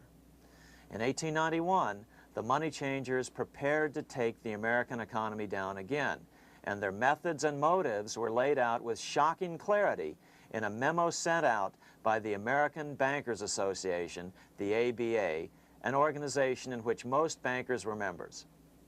Notice that this memo called for bankers to create a depression on a certain date 3 years in the future. According to the congressional record, here's how it read in part. On September 1st, 1894, we will not renew our loans under any consideration. On September 1st, we will demand our money. We will foreclose and become mortgagees in possession. We can take 2/3 of the farms west of the Mississippi and thousands of them east of the Mississippi as well at our price. Then the farmers will become tenants, as in England. These depressions could be controlled because America was on the gold money standard. Since gold is scarce, it's one of the easiest commodities to manipulate. People wanted silver money legalized again so they could escape the stranglehold the money changers had on gold money. People wanted silver money reinstated, reversing Mr. Said's Act of 1873, by then called the Crime of '73. By 1896, the issue of more silver money had become the central issue in the presidential campaign. William Jennings Bryan, a senator from Nebraska, ran for president as a Democrat on the free silver issue. At the Democratic National Convention in Chicago, he made an emotional speech which won him the nomination entitled Crown of Thorns and Cross of Gold. Though Bryan was only 36 years old at the time, this speech is widely regarded as the most famous oration ever made before a political convention. In the dramatic conclusion, Bryan said, "We will answer their demand for a gold standard by saying to them, you shall not press down upon the brow of labor this crown of thorns. You shall not crucify mankind upon a cross of gold." The bankers lavishly supported the Republican candidate, William McKinley, who favored the gold standard. The resulting contest was amongst the most fiercely contested presidential races in American history. Bryan made over 600 speeches in 27 states. The McKinley campaign got manufacturers and industrialists to inform their employees that if Bryan were elected, all factories and plants would close and there would be no work. The ruse succeeded. McKinley beat Bryan by a small margin. Bryan ran for president again in 1900 and in 1908, but fell short each time. During the 1912 Democratic Convention, Bryan was a powerful figure who helped Woodrow Wilson win the nomination. When Wilson became president, he appointed Bryan as Secretary of State, but Bryan soon became disenchanted with the Wilson administration. Bryan served only 2 years in the Wilson administration before resigning in 1915 over the highly suspicious sinking of the Lusitania, the event which was used to drive America into World War I. Although William Jennings Bryan never gained the presidency, his efforts delayed the money changers for 17 years from attaining their next goal, a new, privately owned central bank for America.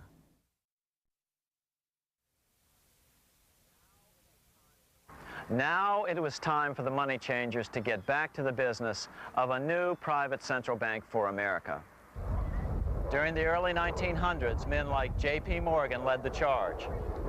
One final panic would be necessary to focus the nation's attention on the supposed need for a central bank. The rationale was that only a central bank can prevent bank failures. Morgan was clearly the most powerful banker in America and a suspected agent for the Rothschilds. Morgan had helped finance John D. Rockefeller's Standard Oil empire. He had also helped finance the monopolies of Edward Harriman in railroads, of Andrew Carnegie in steel, and of others in numerous industries. But on top of that, J.P. Morgan's father, Junius Morgan, had been America's financial agent to the British. After his father's death, J.P. Morgan took on a British partner, Edward Grenfell, a longtime director of the Bank of England. In fact, upon Morgan's death, his estate contained only a few $1 million. The bulk of the securities most people thought he owned were, in fact, owned by others. In 1902, President Theodore Roosevelt allegedly went after Morgan and his friends by using the Sherman Antitrust Act to try to break up their industrial monopolies. Actually, Roosevelt did very little to interfere in the growing monopolization of American industry by the bankers and their surrogates. For example, Roosevelt supposedly broke up the Standard Oil monopoly, But it wasn't really broken at all. It was merely divided into 7 corporations, all still controlled by the Rockefellers. The public was aware of this thanks to political cartoonists like Thomas Nast, who referred to the bankers as the money trust. By 1907, the year after Teddy Roosevelt's re-election, Morgan decided it was time to try for a central bank again. Using their combined financial muscle, Morgan and his friends were secretly able to crash the stock market. Thousands of small banks were vastly overextended. Some had reserves of less than 1% thanks to the fractional reserve principle. Within days, bank runs were commonplace across the nation. Now Morgan stepped into the public arena and offered to prop up the faltering American economy by supporting failing banks with money he manufactured out of nothing. It was an outrageous proposal, far worse than even fractional reserve banking, but Congress let him do it. Morgan manufactured $200 million worth of this completely reserveless private money and bought things with it, paid for services with it, and sent some of it to his branch banks to lend out at interest. His plan worked. Soon, the public regained confidence in money in general and quit hoarding their currency. But as a result, banking power was further consolidated into the hands of a few large banks. By 1908, the panic was over, and Morgan was hailed as a hero by the president of Princeton University, a man by the name of Woodrow Wilson. All this trouble could be averted if we appointed a committee of 6 or 7 public-spirited men like J.P. Morgan to handle the affairs of our country. Economics textbooks would later explain that the creation of the Federal Reserve System was the direct result of the panic of 1907. Quote, "With its alarming epidemic of bank failures, the country was fed up once and for all with the anarchy of unstable private banking," close quote. But Minnesota Congressman Charles A. Lindbergh Sr., the father of the famous aviator Lucky Lindy, later explained that the panic of 1907 was really just a scam. Those not favorable to the money trust could be squeezed out of business, and the people frightened into demanding changes in the banking and currency laws which the money trust would frame. So, since the passage of the National Bank Act of 1863, the money changers had been able to create a series of booms and busts. The purpose was not only to fleece the American public of their property, but to later claim that the banking system was basically so unstable that it had to be consolidated into a central bank once again.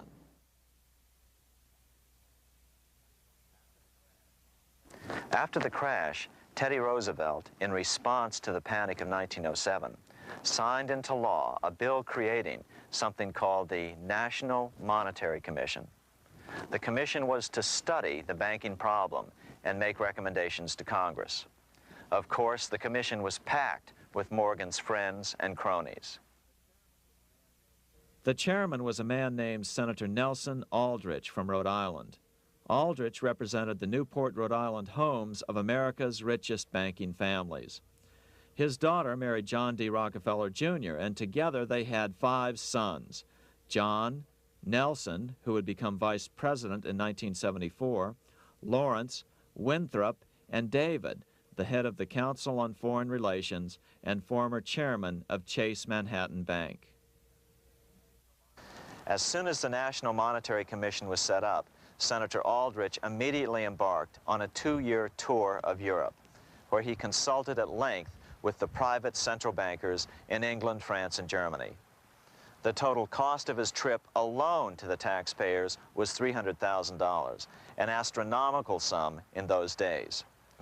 Shortly after his return, on the evening of November 22, 1910, some of the wealthiest and most powerful men in America boarded Senator Aldrich's private rail car and in the strictest secrecy journeyed to this place, Jekyll Island, off the coast of Georgia. With the group came Paul Warburg. Warburg had been given a $500,000 per year salary to lobby for the passage of a privately owned central bank in America by the investment firm Kuhn, Loeb and Company. Warburg's partner in this firm was a man named Jacob Schiff, the grandson of the man who shared the Green Shield house with the Rothschild family in Frankfurt. Schiff, as we'll find out later, was in the process of spending $20 million to finance the overthrow of the Tsar in Russia. These three European banking families, the Rothschilds, the Warburgs, and the Schiffs, were interconnected by marriage down through the years, just as their American banking counterparts, the Morgans, Rockefellers, and Aldriches were. Secrecy was so tight that all 7 primary participants were cautioned to use only first names to prevent servants from learning their identities. Years later, one participant, Frank Vanderlip, president of National City Bank of New York and a representative of the Rockefeller family, confirmed the Jekyll Island trip in a February 9, 1935 edition of the Saturday Evening Post. I was as secretive, indeed as furtive as any conspirator. Discovery, we knew, simply must not happen, or else all our time and effort would be wasted. If it were to be exposed that our particular group had got together and written a banking bill, that bill would have no chance whatever of passage by Congress. The participants came here to figure out how to solve their major problem, how to bring back a privately owned central bank. But there were other problems that needed to be addressed as well. First of all, the market share of the big national banks was shrinking fast. In the first 10 years of the century, the number of U.S. banks had more than doubled to over 20,000. By 1913, only 29% of all banks were national banks, and they held only 57% of all deposits. As Senator Aldrich later admitted in a magazine article. Before passage of this act, the New York bankers could only dominate the reserves of New York. Now, we are able to dominate the bank reserves of the entire country. Therefore, something had to be done to bring these new banks under their control. As John D. Rockefeller put it, quote, "Competition is sin," close quote. Secondly, the nation's economy was so strong that corporations were starting to finance their expansions out of profits instead of taking out huge loans from large banks. In the first 10 years of the new century, 70% of corporate funding came from profits. In other words, American industry was becoming independent of the money changers, and that trend had to be stopped. All the participants knew that these problems could be hammered out into a workable solution. But perhaps their biggest problem was a public relations problem, the name of the new bank. That discussion took place right here in this room, one of the many conference rooms in this sprawling hotel, today known as the Jekyll Island Club Hotel. Aldrich believed that the word bank should not even appear in the name. Warburg wanted to call the legislation the National Reserve Bill or the Federal Reserve Bill. The idea here was to give the impression that the purpose of the new central bank was to stop bank runs, but also to conceal its monopoly character. However, it was Aldrich, the egotistical politician, who insisted it be called the Aldrich Bill. After 9 days at Jekyll Island, the group dispersed. The new central bank would be very similar to the old Bank of the United States. It would be given a monopoly over U.S. currency and create that money out of nothing. How does the Fed create money out of nothing? It's a four-step process. But first, a word on bonds. Bonds are simply promises to pay, or government IOUs. People buy bonds to get a secure rate of interest. At the end of the term of the bond, the government repays the bond plus interest, and the bond is destroyed. There are about $3.6 trillion worth of these loans or bonds at present. Now here's the Fed money-making process. Step 1. The Federal Open Market Committee approves the purchase of U.S. bonds on the open market. Step 2. The bonds are purchased by the Fed from whoever is offering them for sale on the open market. Step 3, the Fed pays for the bonds with electronic credits to the seller's bank, which in turn credits the seller's bank account. The trick is that these credits are based on nothing. The Fed just creates them. Step 4, the banks use these deposits as reserves. They can loan out over 10 times the amount of their reserves to new borrowers, all at interest. In this way, a Fed purchase of, say, $1 million worth of bonds gets turned into over $10 million in bank accounts. The Fed, in effect, creates 10% of this totally new money, and the banks create the other 90%. To reduce the amount of money in the economy, the process is just reversed.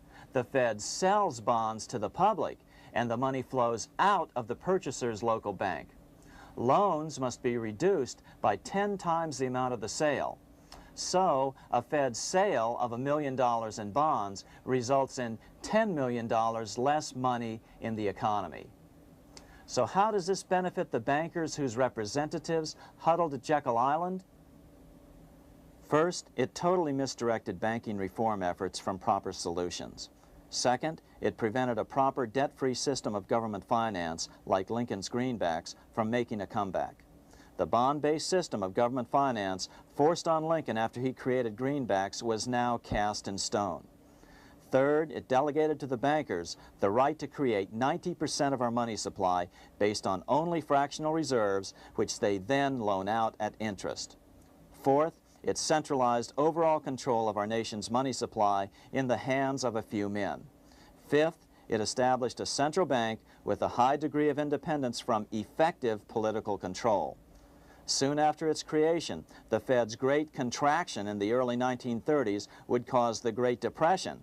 This independence has been enhanced since then through additional laws. In order to fool the public into thinking the government retained control, the plan called for the Fed to be run by a board of governors appointed by the President and approved by the Senate. But all the bankers had to do was to be sure their men got appointed to the board of governors. That wasn't hard. Bankers have money, and money buys influence over politicians. Once the participants left Jekyll Island, the public relations blitz was on. The big New York banks put together an educational fund of $5 million to finance professors at respected universities to endorse the new bank. Woodrow Wilson at Princeton was one of the first to jump on the bandwagon. But the bankers' subterfuge didn't work. The Aldrich Bill was quickly identified as the bankers' bill, a bill to benefit only what became known as the money trust. As Congressman Lindbergh put it during the congressional debate, The Aldrich Plan is the Wall Street plan. It means another panic, if necessary, to intimidate the people. Aldrich, paid by the government to represent the people, proposes a plan for the trusts instead. seeing they didn't have the votes to win in Congress, the Republican leadership never brought the Aldrich bill to a vote. The bankers quietly decided to move to track 2, the Democratic alternative. They began financing Woodrow Wilson as the Democratic nominee. As respected historian James Perloff put it, Wall Street financier Bernard Baruch was put in charge of Wilson's education. Baruch brought Wilson to the Democratic Party headquarters in New York in 1912, leading him like one would a poodle on a string. Wilson received an indoctrination course from the leaders convened there. So now the stage was set. The money changers were poised to install their privately owned central bank once again. The damage President Andrew Jackson had done 76 years earlier had been only partly repaired with the passage of the National Bank Act during the Civil War. Since then, the battle had raged on across the decades. The Jacksonians became the greenbackers, who became the hardcore supporters of William Jennings Bryan. With Bryan leading the charge, these opponents of the money changers, ignorant of Baruch's tutelage, now threw themselves behind Democrat Woodrow Wilson. They and Bryan would soon be betrayed.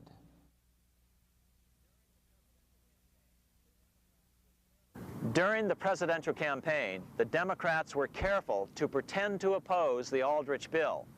As Representative Lewis McFadden, himself a Democrat, as well as chairman of the House Banking and Currency Committee, explained it 20 years after the fact. The Aldrich bill was condemned in the platform. When Woodrow Wilson was nominated, the man who ruled the Democratic Party promised the people that if they were returned to power, there would be no central bank established here while they held the reins of government. 13 months later, that promise was broken, and the Wilson administration, under the tutelage of those sinister Wall Street figures who stood behind Colonel House, established here in our free country the worm-eaten, monarchical institution of the King's Bank, to control us from the top downward and to shackle us from the cradle to the grave. Once Wilson was elected, Morgan, Warburg, Baruch, and company advanced a new plan, which Warburg named the Federal Reserve System.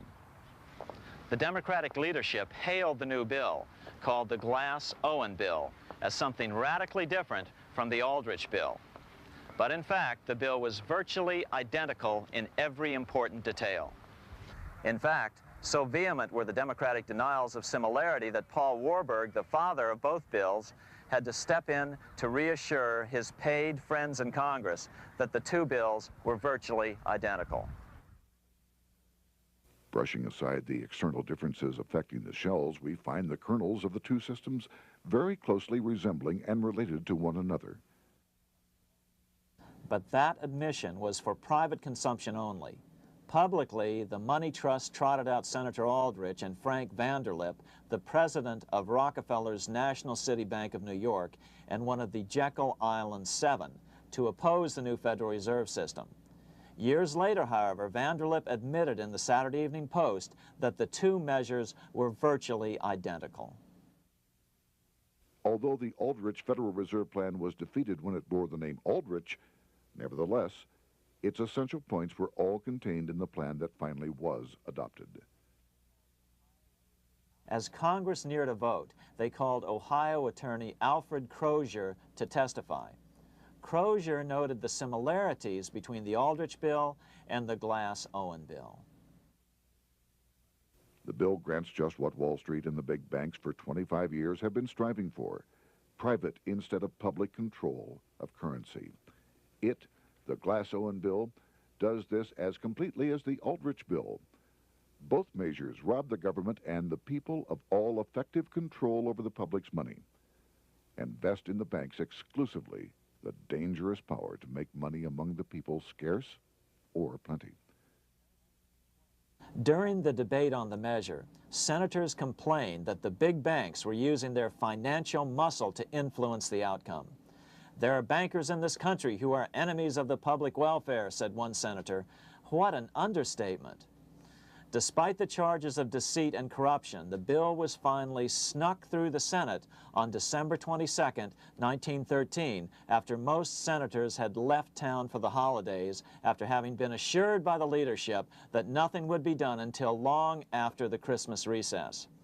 On the day the bill was passed, Congressman Lindbergh prophetically warned his countrymen that this act establishes the most gigantic trust on earth. When the president signs this bill, the invisible government by the monetary power will be legalized. The people may not know it immediately, but the day of reckoning is only a few years removed. The worst legislative crime of the ages is perpetrated by this banking bill. On top of all this, only weeks earlier, Congress had finally passed a bill legalizing income tax. Why was the income tax law important? Because bankers finally had in place a system which would run up a virtually unlimited federal debt. How would the interest on this debt be repaid? Never mind the principal. Remember, a privately owned central bank creates the principal out of nothing. The federal government was small then. Up to then, it had subsisted merely on tariffs and excise taxes. No, just as with the Bank of England, the interest payments had to be guaranteed by direct taxation of the people. the money changers knew that if they had to rely on contributions from the states, eventually the individual state legislatures would revolt and either refuse to pay the interest on their own money or at least bring political pressure to bear to keep the debt small. It is interesting to note that in 1895, the Supreme Court had found a similar income tax law to be unconstitutional. The Supreme Court even found a corporate income tax law unconstitutional in 1909. As a result, Senator Aldrich hustled a bill for a constitutional amendment allowing income tax through the Congress. The proposed 16th Amendment to the Constitution was then sent to the state legislatures for approval. But some critics claim that the 16th Amendment was never ratified by the necessary 3/4 of the states. In other words, the 16th Amendment may not be legal. But the money changers were in no mood to debate the fine points. By October of 1913, Senator Aldrich had hustled the income tax bill through Congress. Without the power to tax the people directly and bypass the states, the Federal Reserve Bill would be far less useful to those who wanted to drive America deeply into their debt. A year after the passage of the Federal Reserve Bill, Congressman Lindbergh explained how the Fed created what we have come to call the business cycle and how they use it to their advantage. To cause high prices, all the Federal Reserve Board will do will be to lower the rediscount rate, producing an expansion of credit and a rising stock market. Then, when businessmen are adjusted to these conditions, it can check prosperity in mid-career by arbitrarily raising the rate of interest. It can cause the pendulum of a rising and falling market to swing gently back and forth by slight changes in the discount rate, or cause violent fluctuations by a greater rate variation.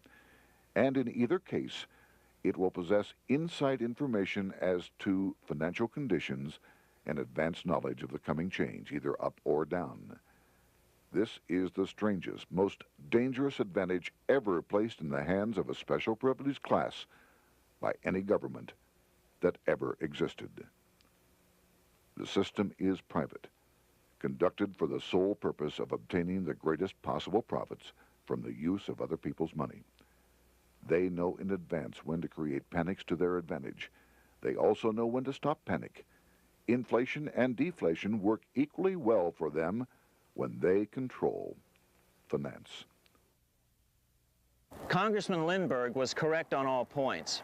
What he didn't realize was that most European nations had already fallen prey to the central bankers decades or centuries earlier.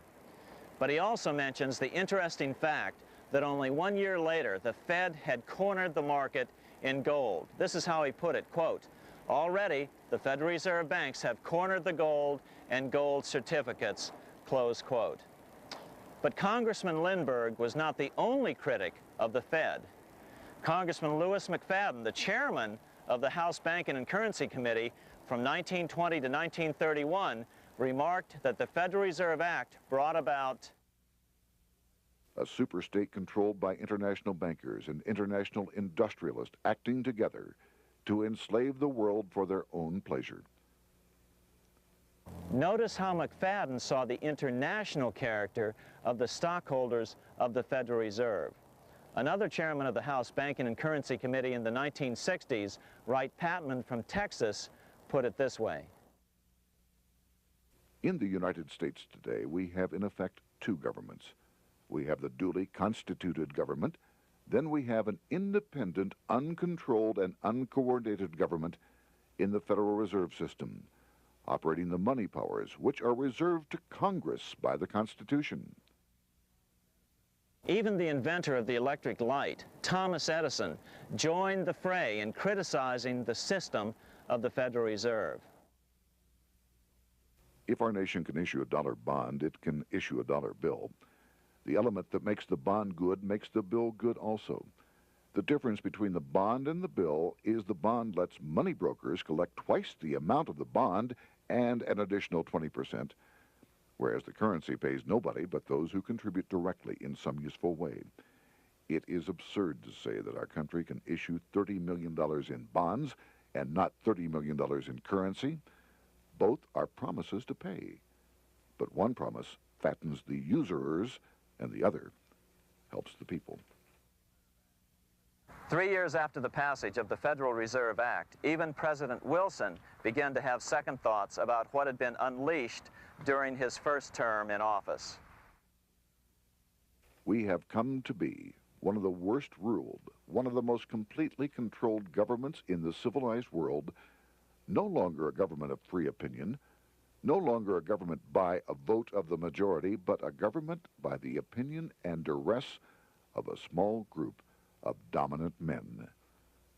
Some of the biggest men in the United States in the field of commerce and manufacture are afraid of something. They know that there is a power somewhere so organized, so subtle, so watchful, so interlocked, so complete, so pervasive, that they had better not speak above their breath when they speak in condemnation of it. Before his death in 1924, President Wilson realized the full extent of the damage he had done to America when he confessed, "I have unwittingly ruined my government." So finally, the money changers, those who profit by manipulating the amount of money in circulation, had their privately owned central bank installed again in America. The major newspapers, which they also owned, hailed passage of the Federal Reserve Act of 1913, telling the public that now depressions could be scientifically prevented. The fact of the matter was that now depressions could be scientifically created.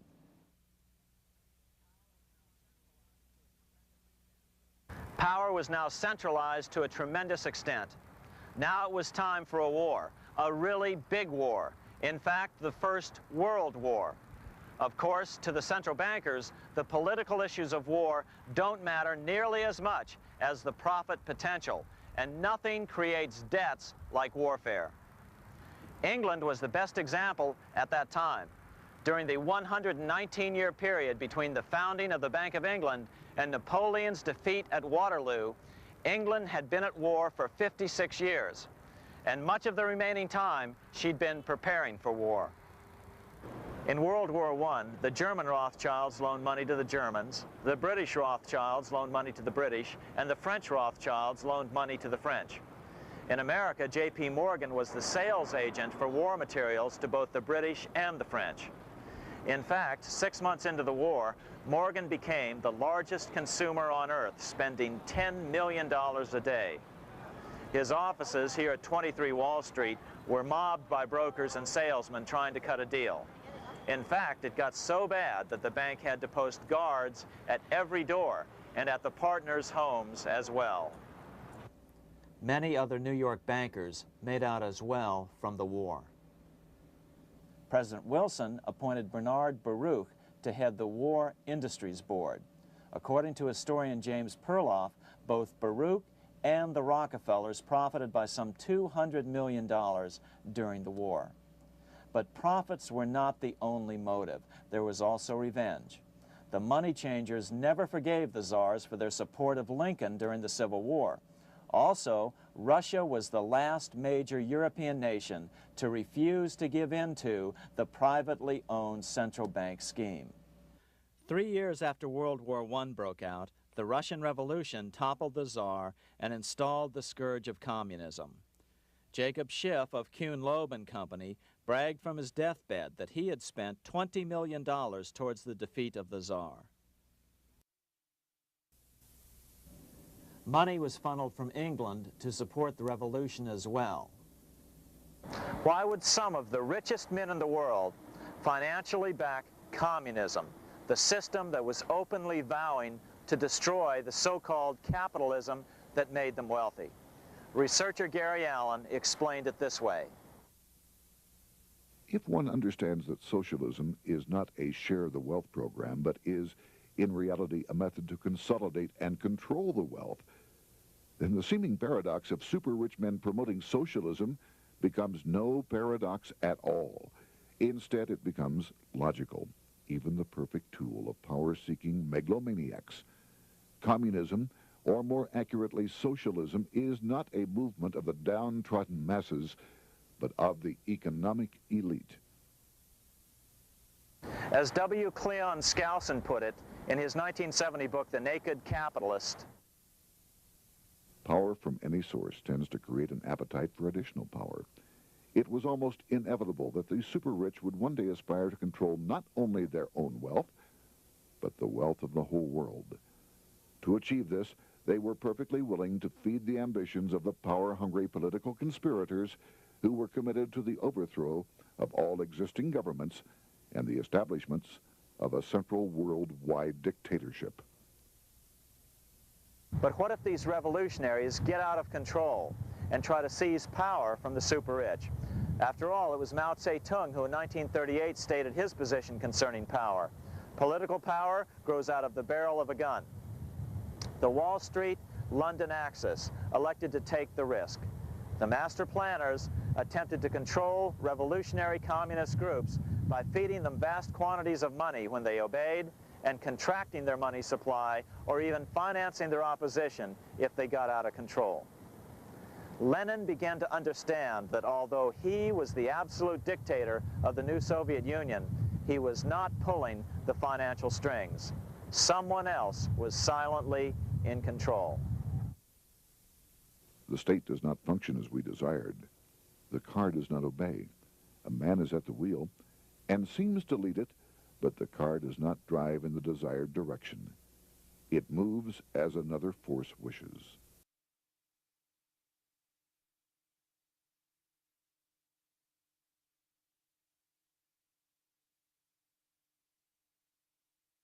Who is behind it?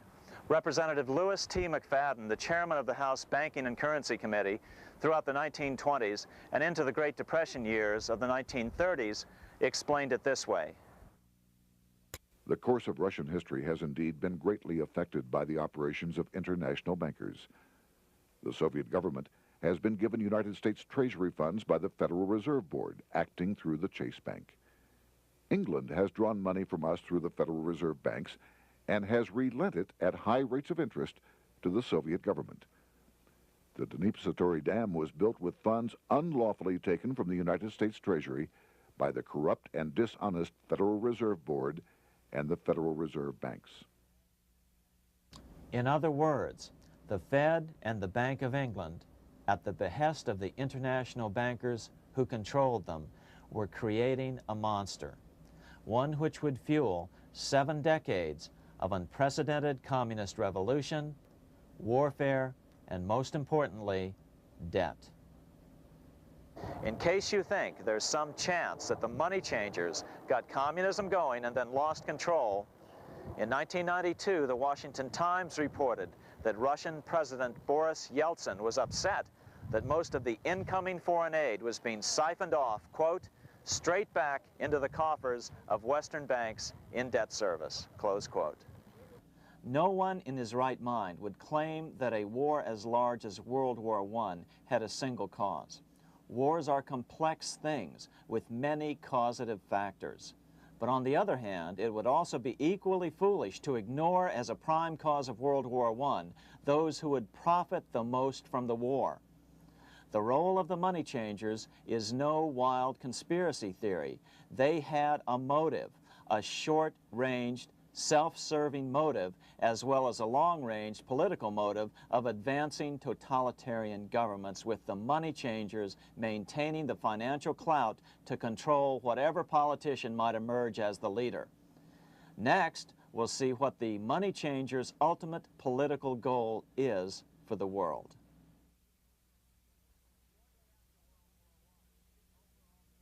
Shortly after World War I, the overall political agenda of the money changers began to be clear.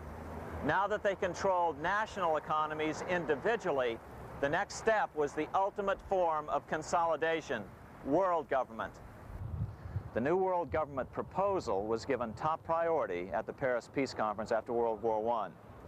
It was called the League of Nations, but much to the surprise of Paul Warburg and Bernard Baruch, who attended the peace conference with President Wilson, the world was not yet ready to dissolve national boundaries. Nationalism still beats strong in the human breast. For example, Lord Curzon, the British Foreign Secretary, called the League of Nations a good joke, even though it was the stated policy of the British government to support it. To the humiliation of President Wilson, the U.S. Congress wouldn't ratify the League either, despite the fact that it had been ratified by many other nations. Without money flowing from the U.S. Treasury, the League died. After World War I, the American public had grown tired of the internationalist policies of Democrat Woodrow Wilson.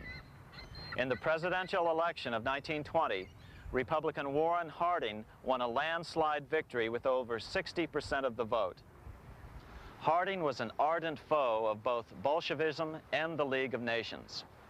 His election, which opened a 12-year run of Republican presidents in the White House, led to an unprecedented era of prosperity known as the Roaring Twenties. Despite the fact that the war had brought America a debt 10 times larger than its Civil War debt, still the American economy surged. Gold had poured into the country during the war, and it continued to do so afterwards. In the early 1920s, the governor of this bank, the Federal Reserve Bank of New York, a man named Benjamin Strong, met frequently with the secretive and eccentric governor of the Bank of England, Montague Norman. Norman was determined to replace the gold England had lost to the U.S. during World War I and return the Bank of England to its former position of dominance in world finance. On top of that, rich with gold, the American economy might get out of control again, just like it had done after the Civil War. During the next 8 years, under the presidencies of Harding and Coolidge, the huge federal debt built up during World War I was cut by 38%, down to $16 billion, the greatest percentage drop in U.S. history. During the election of 1920, Warren Harding and Calvin Coolidge ran against James Cox, the governor of Ohio, and the little-known Franklin D. Roosevelt, who had previously risen to no higher post than President Wilson's Assistant Secretary of the Navy. After his inauguration, Harding moved quickly to formally kill the League of Nations. Then he quickly moved to reduce domestic taxes while raising tariffs to record heights. Now, this was a revenue policy of which most of the founding fathers would certainly have approved. His second year in office, Harding took ill on a train trip in the West and suddenly died. Although no autopsy was performed, the cause was said to be either pneumonia or food poisoning. When Coolidge took over, he continued Harding's domestic economic policy of high tariffs on imports while cutting income taxes. As a result, the economy grew at such a rate that net revenue still increased. Now that had to be stopped. So just as they'd done so frequently before, the money changers decided it was time to crash the American economy. The Federal Reserve began flooding the country with money. They increased the money supply by 62% during these years. Money was plentiful. This is why it was known as the Roaring Twenties. Before his death in 1919, former President Teddy Roosevelt warned the American people what was going on. As reported in the March 27, 1922 edition of the New York Times, Roosevelt said, "These international bankers and Rockefeller Standard Oil interests control the majority of newspapers and the columns of these papers to club into submission or drive out of public office officials who refuse to do the bidding of the powerful, corrupt cliques which compose the invisible government." Just one day before, in the New York Times, the mayor of New York, John Hylan, quoted Roosevelt and blasted those he saw as taking control of America, its political machinery, and its press. The warning of Theodore Roosevelt has much timeliness today, for the real menace of our republic is this invisible government which, like a giant octopus, sprawls its slimy length over city, state, and nation. It seizes in its long and powerful tentacles our executive officers, our legislative bodies, our schools, our courts, our newspapers, and every agency created for the public protection. To depart from mere generalizations, let me say that at the head of this octopus are the Rockefeller Standard Oil interest and a small group of powerful banking houses generally referred to as the international bankers. The little coterie of powerful international bankers virtually run the United States government for their own selfish purposes. They practically control both parties, write political platforms, make cat's paws of party leaders, use the leading men of private organizations, and resort to every device to place in nomination for high public office only such candidates as will be amenable to the dictates of corrupt big business. These international bankers and Rockefeller Standard Oil interests control the majority of newspapers and magazines in this country. Why didn't people listen to such strong warnings and demand that Congress reverse its 1913 passage of the Federal Reserve Act? Because remember, it was the 1920s. A steady increase in bank loans contributed to a rising market. In other words, just as it is today, in times of prosperity, no one wants to worry about economic issues. But there was a dark side to all this prosperity.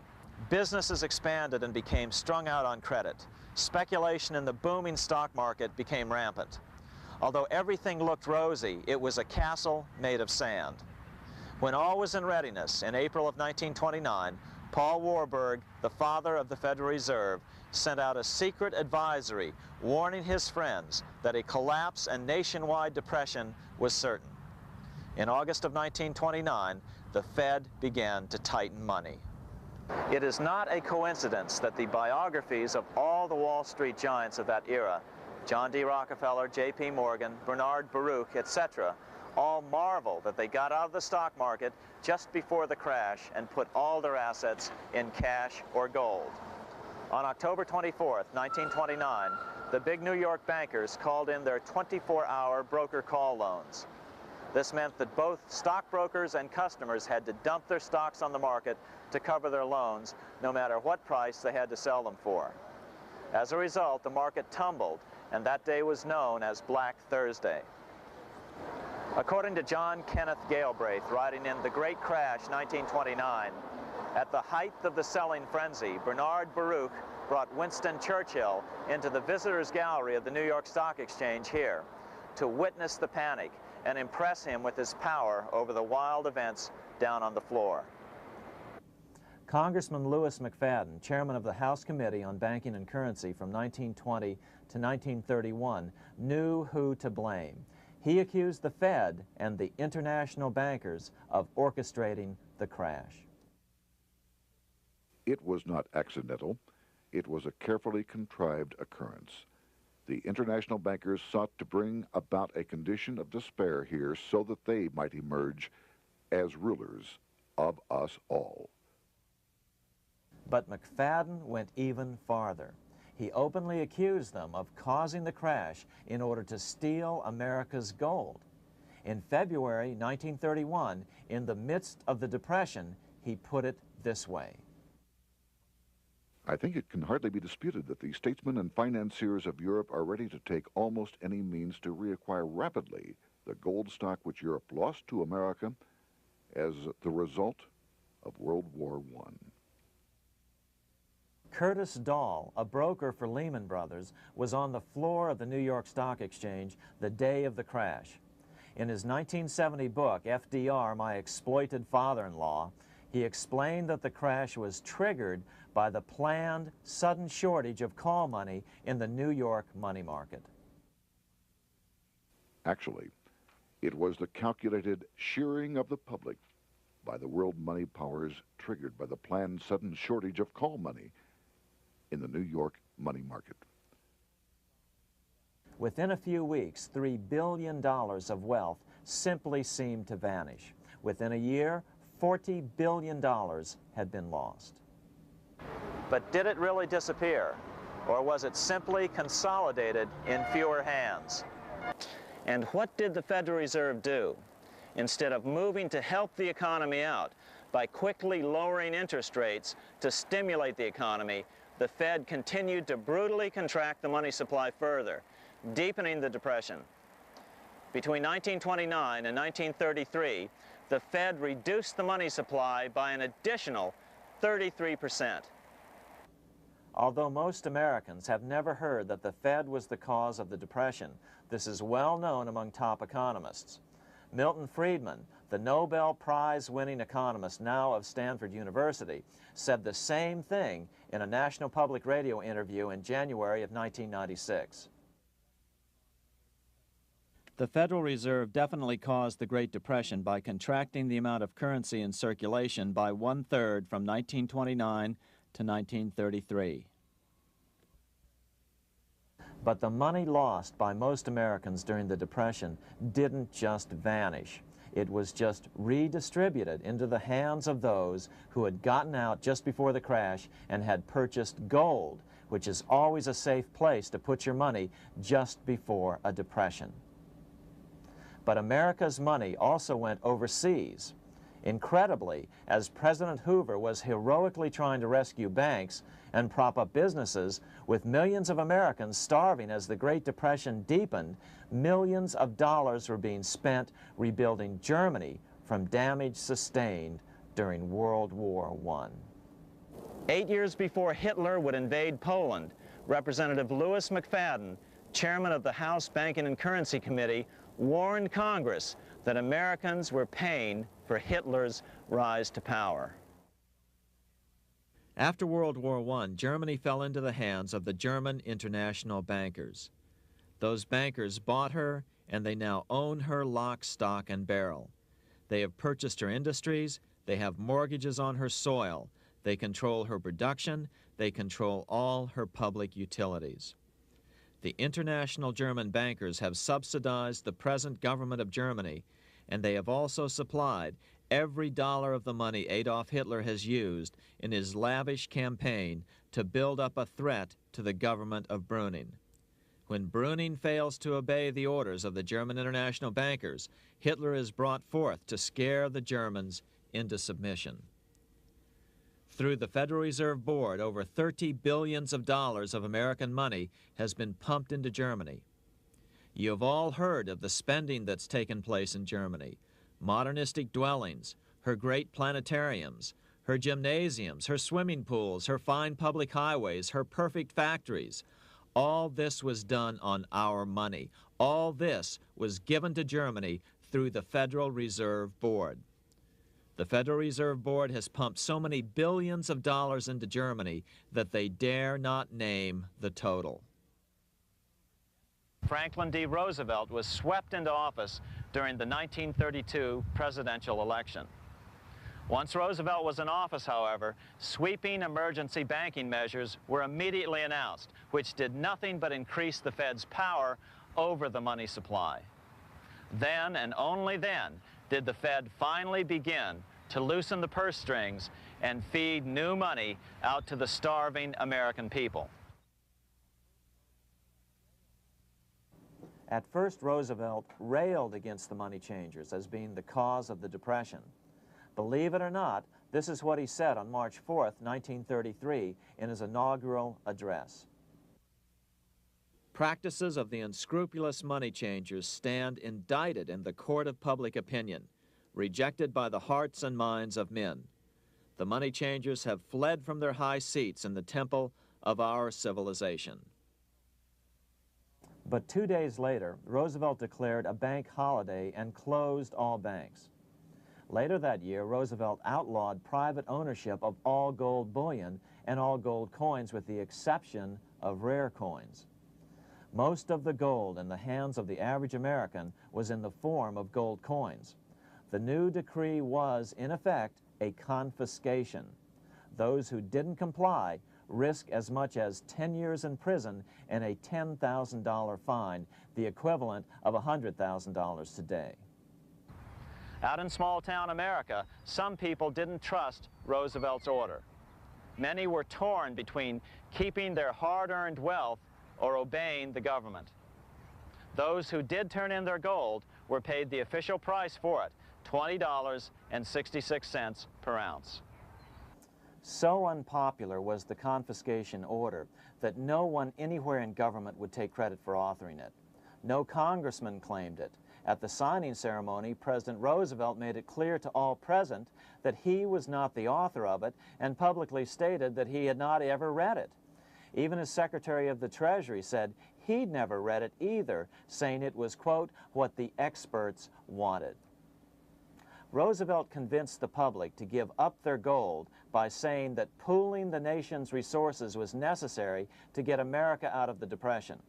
With great fanfare, he ordered a new bullion depository built to hold the mountain of gold the U.S. government was illegally confiscating.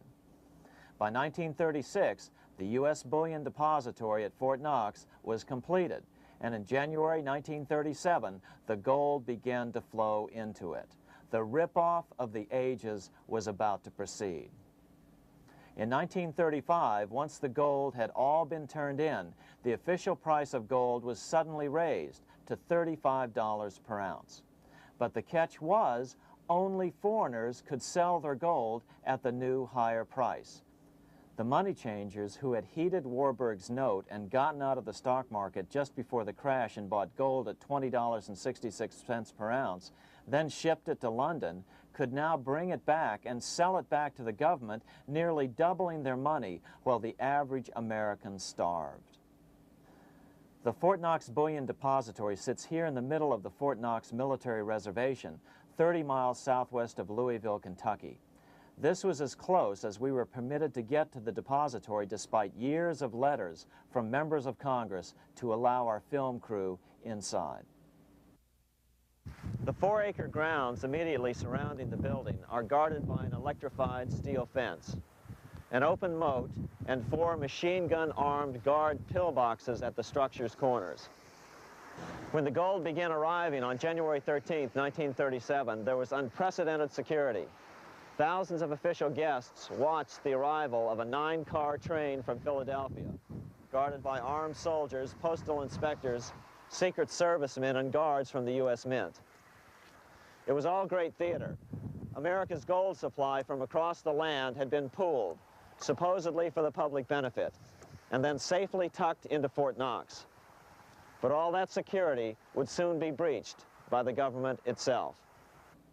Now the stage was set for a really big war, one which would pile up debt far beyond that of World War I.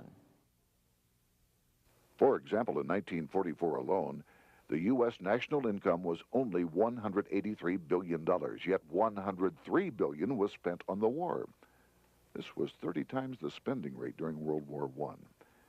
In fact, the American taxpayer picked up 55% of the total Allied cost of the war. But equally important, virtually every nation involved in World War II greatly multiplied their debt. In the U.S., for example, federal debt went from $43 billion in 1940 up to $257 billion in 1950, an increase of 598%. Between 1940 and 1950, Japanese debt swelled 1,348%. French debt grew 583%, and Canadian debt soared 417%. After the war, the world was now divided into 2 economic camps: communist command economies on the one hand versus monopoly capitalists on the other, set to fight it out in one perpetual and highly profitable arms race. It was finally time for the central bankers to embark in earnest on their 3-step plan to centralize the economic systems of the entire world and finally bring about their global government or New World Order. The phases of this plan were: Step 1, central bank domination of national economies worldwide. Step 2, centralize regional economies through organizations such as the European Monetary Union and regional trade unions such as NAFTA. Step 3, centralize the world economy through a world central bank, a world money, and ending national independence through abolition of all tariffs by treaties like GATT. Step 1 was completed long ago. Steps 2 and 3 are far advanced, nearing completion. What about gold? Among central banks, the largest holder of gold is now the IMF. It and central banks now control 2/3 of the world's gold supply, giving them the ability to manipulate the gold market. Remember the money changer's golden rule: he who has the gold makes the rules. But before we get into solutions to our problem, let's take a look at what happened to all that gold in Fort Knox. Because if we don't understand that the gold has been stolen, we'll allow ourselves to be stampeded into the wrong solution: a gold-backed currency. Most Americans still believe that the gold is still here at Fort Knox. At the end of World War II, Fort Knox contained over 700 million ounces of gold, an incredible 70% of all the gold in the world. How much remains? No one knows. Despite the fact that federal law requires an annual physical audit of Fort Knox gold, the Treasury has consistently refused to conduct one. The truth is that a reliable audit of whatever remains here has not been conducted since President Eisenhower ordered one in 1953. Where did America's gold in Fort Knox go? Over the years, it was sold off to European money changers at the $35 per ounce price. Remember, this was during a time when it was illegal for Americans to buy any of their own gold from Fort Knox. In fact, there was a very infamous case where the Firestone family set up a string of dummy corporations to purchase Fort Knox gold and keep it in Switzerland, never hitting U.S. shores. They were eventually caught, however, and successfully prosecuted. Finally, by 1971, all the pure gold had been secretly removed from Fort Knox, drained back to London.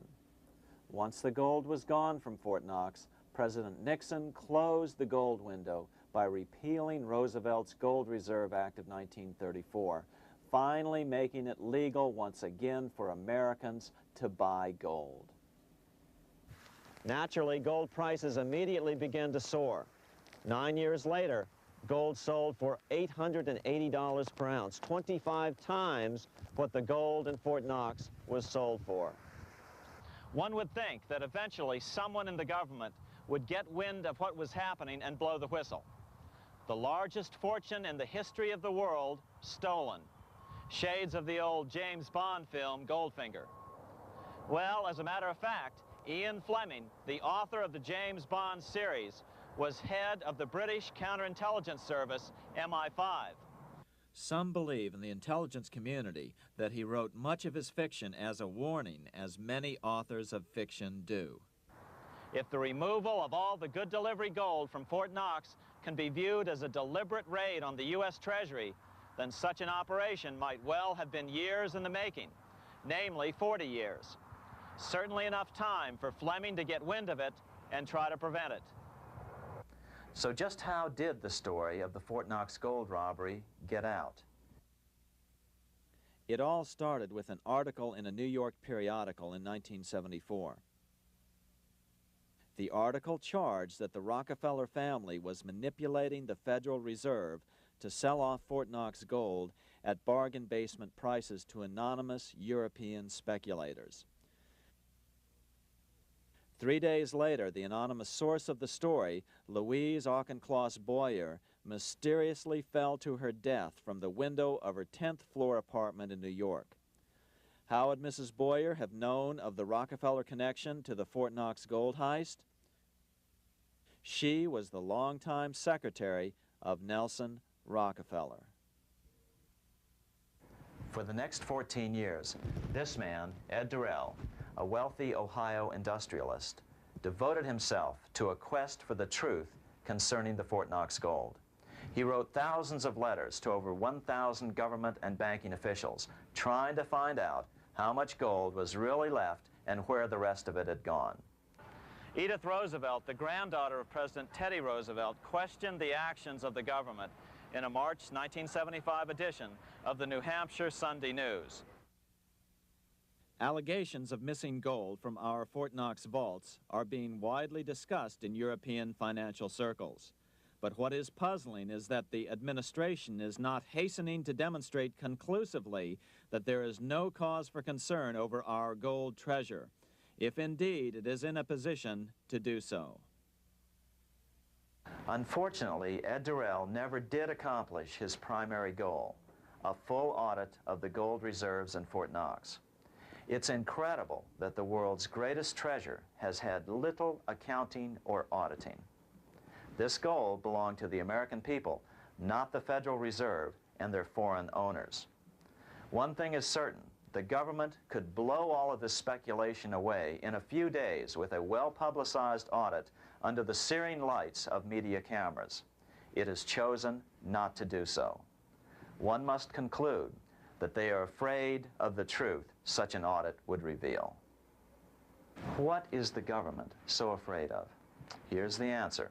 When President Ronald Reagan took office in 1981, his conservative friends urged him to study the feasibility of returning to a gold standard as the only way to curb government spending.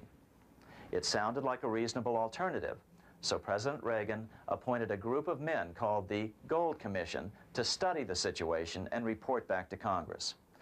What Reagan's Gold Commission reported back to Congress in 1982 was the following shocking revelation concerning gold.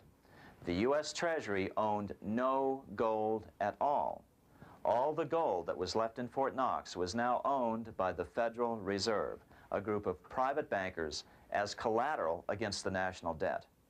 The truth of the matter is that never before has so much money been stolen from the hands of the general public and put into the hands of a small group of private investors, the money changers.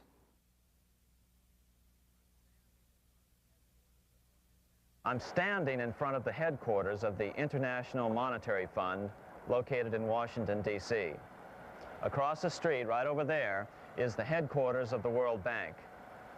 What are these organizations and who controls them? And most importantly, are they about to create a huge worldwide depression?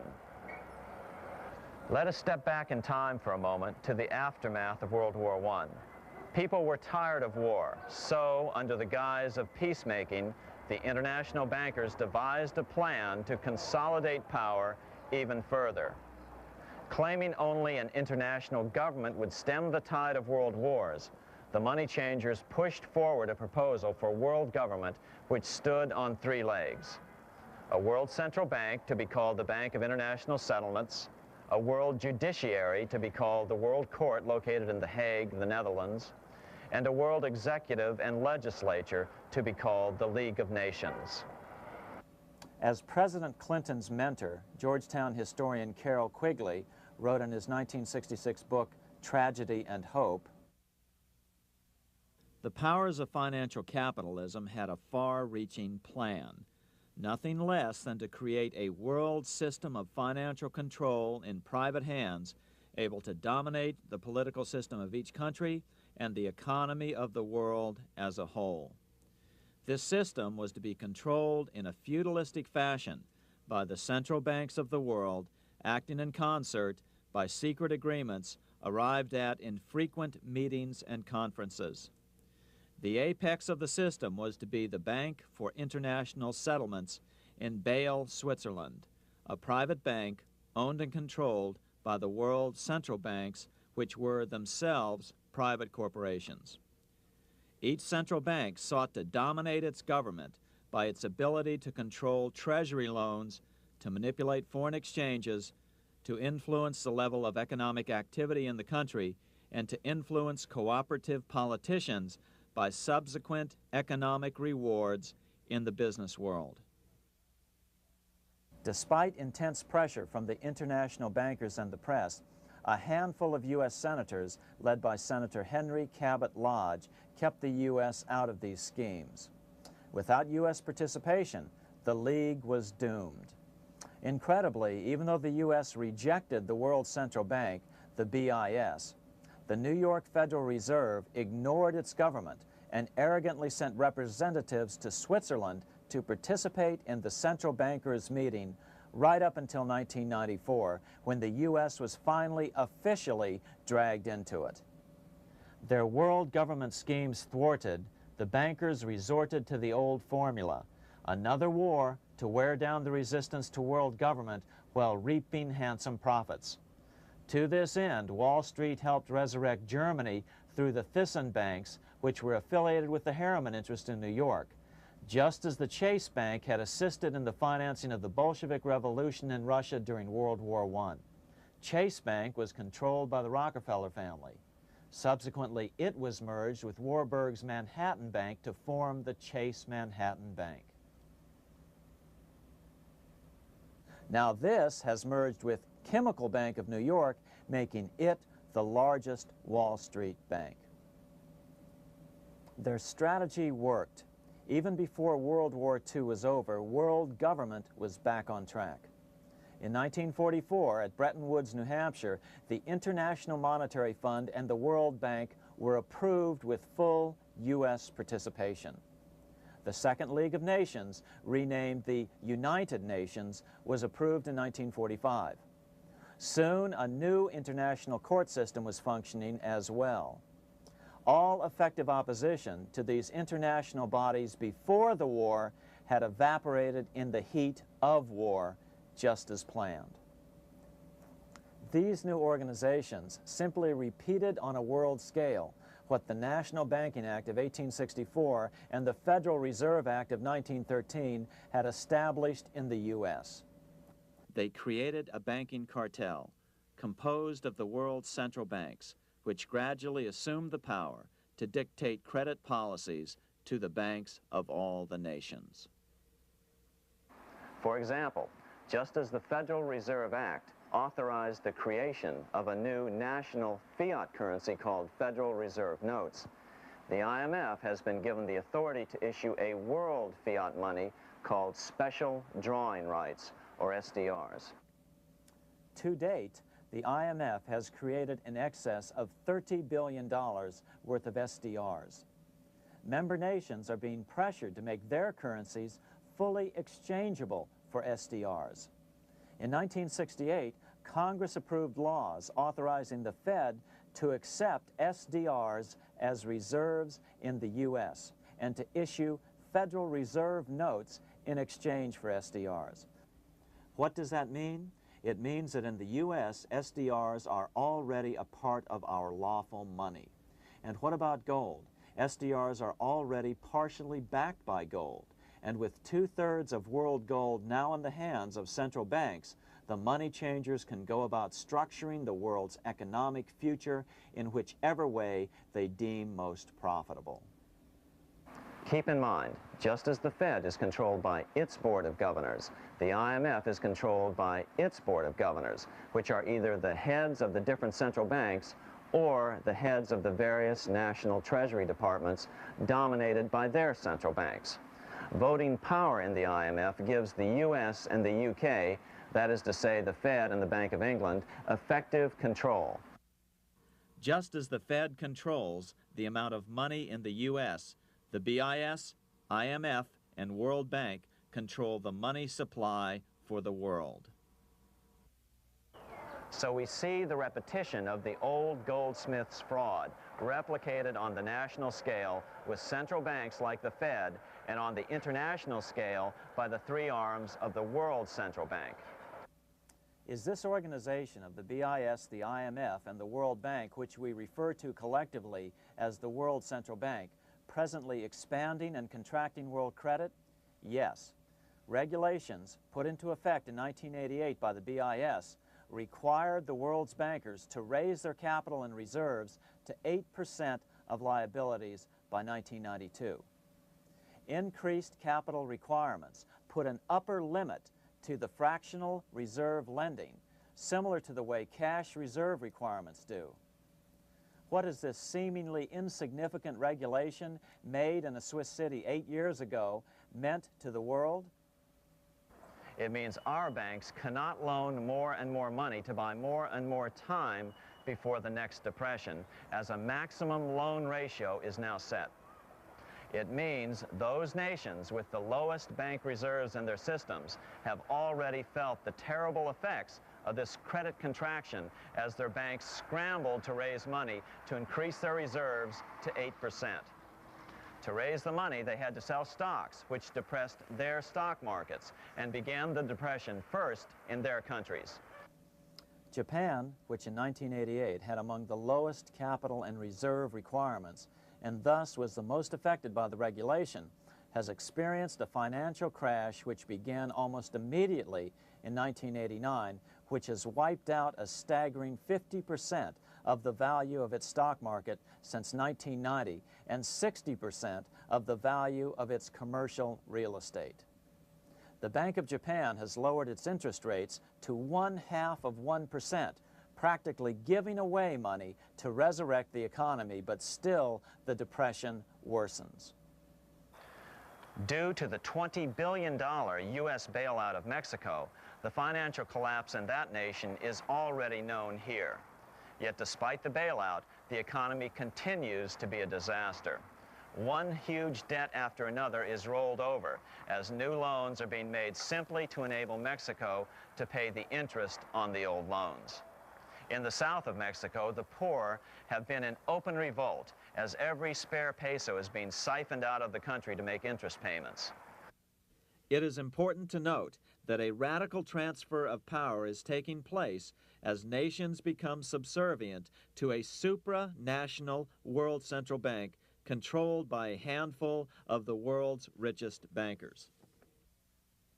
As the IMF creates more and more SDRs by the stroke of a pen on IMF ledgers, more and more nations borrow them to pay interest on their mounting debts and gradually fall under the control of the faceless bureaucrats of the World Central Bank. As the worldwide depression worsens and spreads, this will give the World Central Bank the power of economic life and death over these nations. It will decide which nations will be permitted to receive further loans and which nations will starve. Despite all the rhetoric about development and the alleviation of poverty, the result is a steady transfer of wealth from the debtor nations to the money changers' central banks which control the IMF and the World Bank. For example, in 1992, the Third World debtor nations, which borrowed from the World Bank, paid $198 million more to the central banks of the developed nations for World Bank-funded purposes than they received from the World Bank. All this increases their permanent debt in exchange for temporary relief of poverty caused by prior borrowings. Already, these repayments exceed the amount of the new loans. By 1992, Africa's external debt had reached $290 billion, 2.5 times greater than in 1980, resulting in skyrocketing infant mortality rates and unemployment, deterioration of schools, housing, and the general health of the people. The entire world faces the immeasurable suffering already destroying the Third World and now Japan, all for the benefit of the money changers. As one prominent Brazilian politician put it, "The Third World War has already started. It is a silent war, not for that reason any less sinister. The war is tearing down Brazil, Latin America, and practically all the Third World. Instead of soldiers dying, there are children. It is a war over the Third World debt, one which has as its main weapon interest, a weapon more deadly than the atom bomb, more shattering than a laser beam."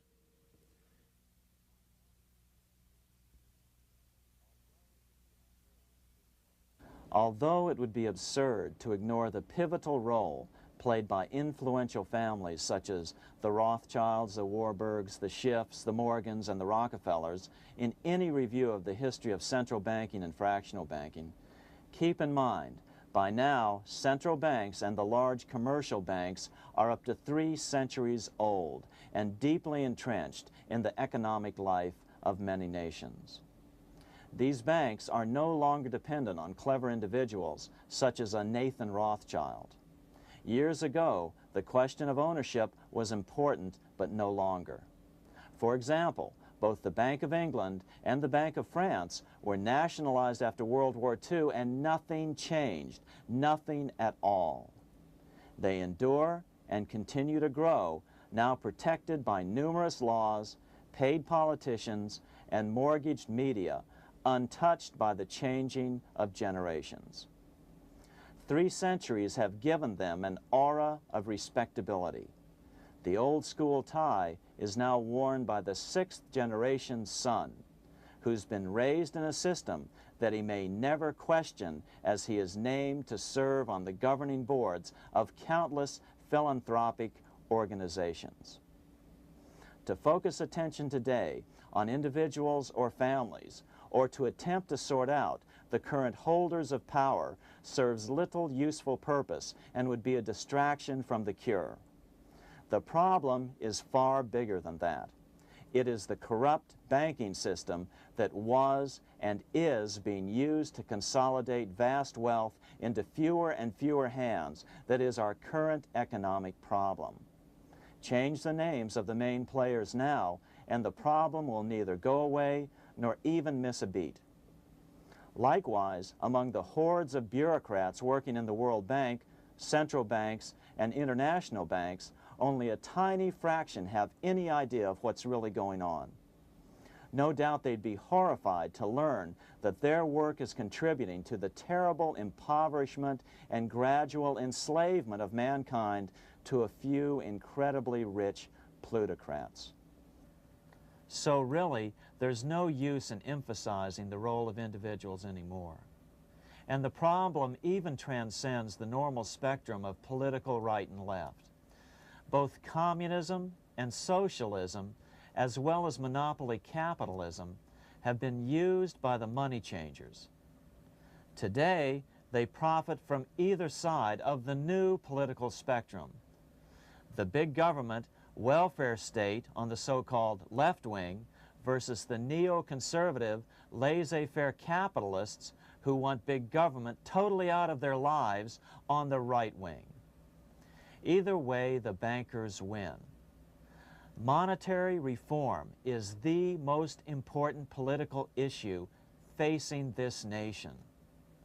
That clarified, let's proceed to the conclusions in the spirit Lincoln declared, with malice towards none, with charity towards all. At the start of this video, we ask a number of troubling questions. Let's be sure we've answered them. What's going on in America today? Why are we over our heads in debt? Why can't the politicians bring debt under control? Why are we over our heads in debt? Because we're laboring under a debt money system that is designed and controlled by private bankers. Now, some will argue that the Federal Reserve System is a quasi-governmental agency. But the President appoints only 2 of the 7 members of the Federal Reserve Board of Governors every 4 years. And he appoints them to 14-year terms, far longer than his own. The Senate does confirm those appointments, but the whole truth is that the President wouldn't dare appoint anyone to that board of whom Wall Street does not approve. Of course, this does not preclude the possibility that some honorable men may be appointed to the Board of Governors. But the fact is that the Fed is specifically designed to operate independently of our government, as are nearly all other central banks. Some argue that the Fed promotes monetary stability. We saw the current head of the Bank of England, Eddie George, claim that this was the most important role of a central bank. In fact, the Fed's record of stabilizing the economy shows it to be a miserable failure in this regard. Within the first 25 years of its existence, the Fed caused 3 major economic downturns, including the Great Depression, and for the last 30 years has shepherded the American economy into a period of unprecedented inflation. Again, this is not some wild conspiracy theory. It's a well-known fact among top economists. As Nobel Prize-winning economist Milton Friedman put it, the stock of money, prices, and output was decidedly more unstable after the establishment of the Federal Reserve System than before. The most dramatic period of instability in output was, of course, the period between the 2 wars, which includes the severe monetary contractions of 1920-21, 1929-33, and 1937-38. No other 20-year period in American history contains as many as 3 such severe contractions. This evidence persuades me that at least a third of the price rise during and just after World War I is attributable to the establishment of the Federal Reserve System, and that the severity of each of the major contractions, 1920-21, 1929-33, and 1937-38, is directly attributable to acts of commission and omission by the reserve authorities. Any system which gives so much power and so much discretion to a few men so that mistakes, excusable or not, can have such far-reaching effects is a bad system. It is a bad system to believers in freedom just because it gives a few men such power without any effective check by the body politic. This is the key political argument against an independent central bank. To paraphrase Clemenceau, money is much too serious a matter to be left to the central bankers. We must learn from our history before it is too late. Why can't politicians control the federal debt? Because all our money is created out of debt. Again, it's a debt money system. Our money is created initially by the purchase of U.S. bonds. The public buys bonds like savings bonds, the banks buy bonds, foreigners buy bonds, and when the Fed wants to create more money in the system, it buys bonds, but pays for them with a simple bookkeeping entry which it creates out of nothing. Then this new money created by the Fed is multiplied by a factor of 10 by the banks thanks to the fractional reserve principle. So although the banks don't create currency, they do create checkbook money or deposits by making new loans. They even invest some of this created money. In fact, over $1 trillion of this privately created money has been used to purchase U.S. bonds on the open market, which provides the banks with roughly $50 billion in interest, risk-free, each year, less the interest they pay to some depositors. In this way, through fractional reserve lending, banks create over 90% of the money and therefore cause over 90% of our inflation. What can we do about all this? Fortunately, there's a way to fix the problem fairly easily, speedily, and without any serious financial problems. We can get our country totally out of debt in 1 to 2 years by simply paying off these U.S. bonds with debt-free U.S. notes, just like Lincoln issued. Of course, that by itself would create tremendous inflation, since our currency is presently multiplied by the fractional reserve banking system.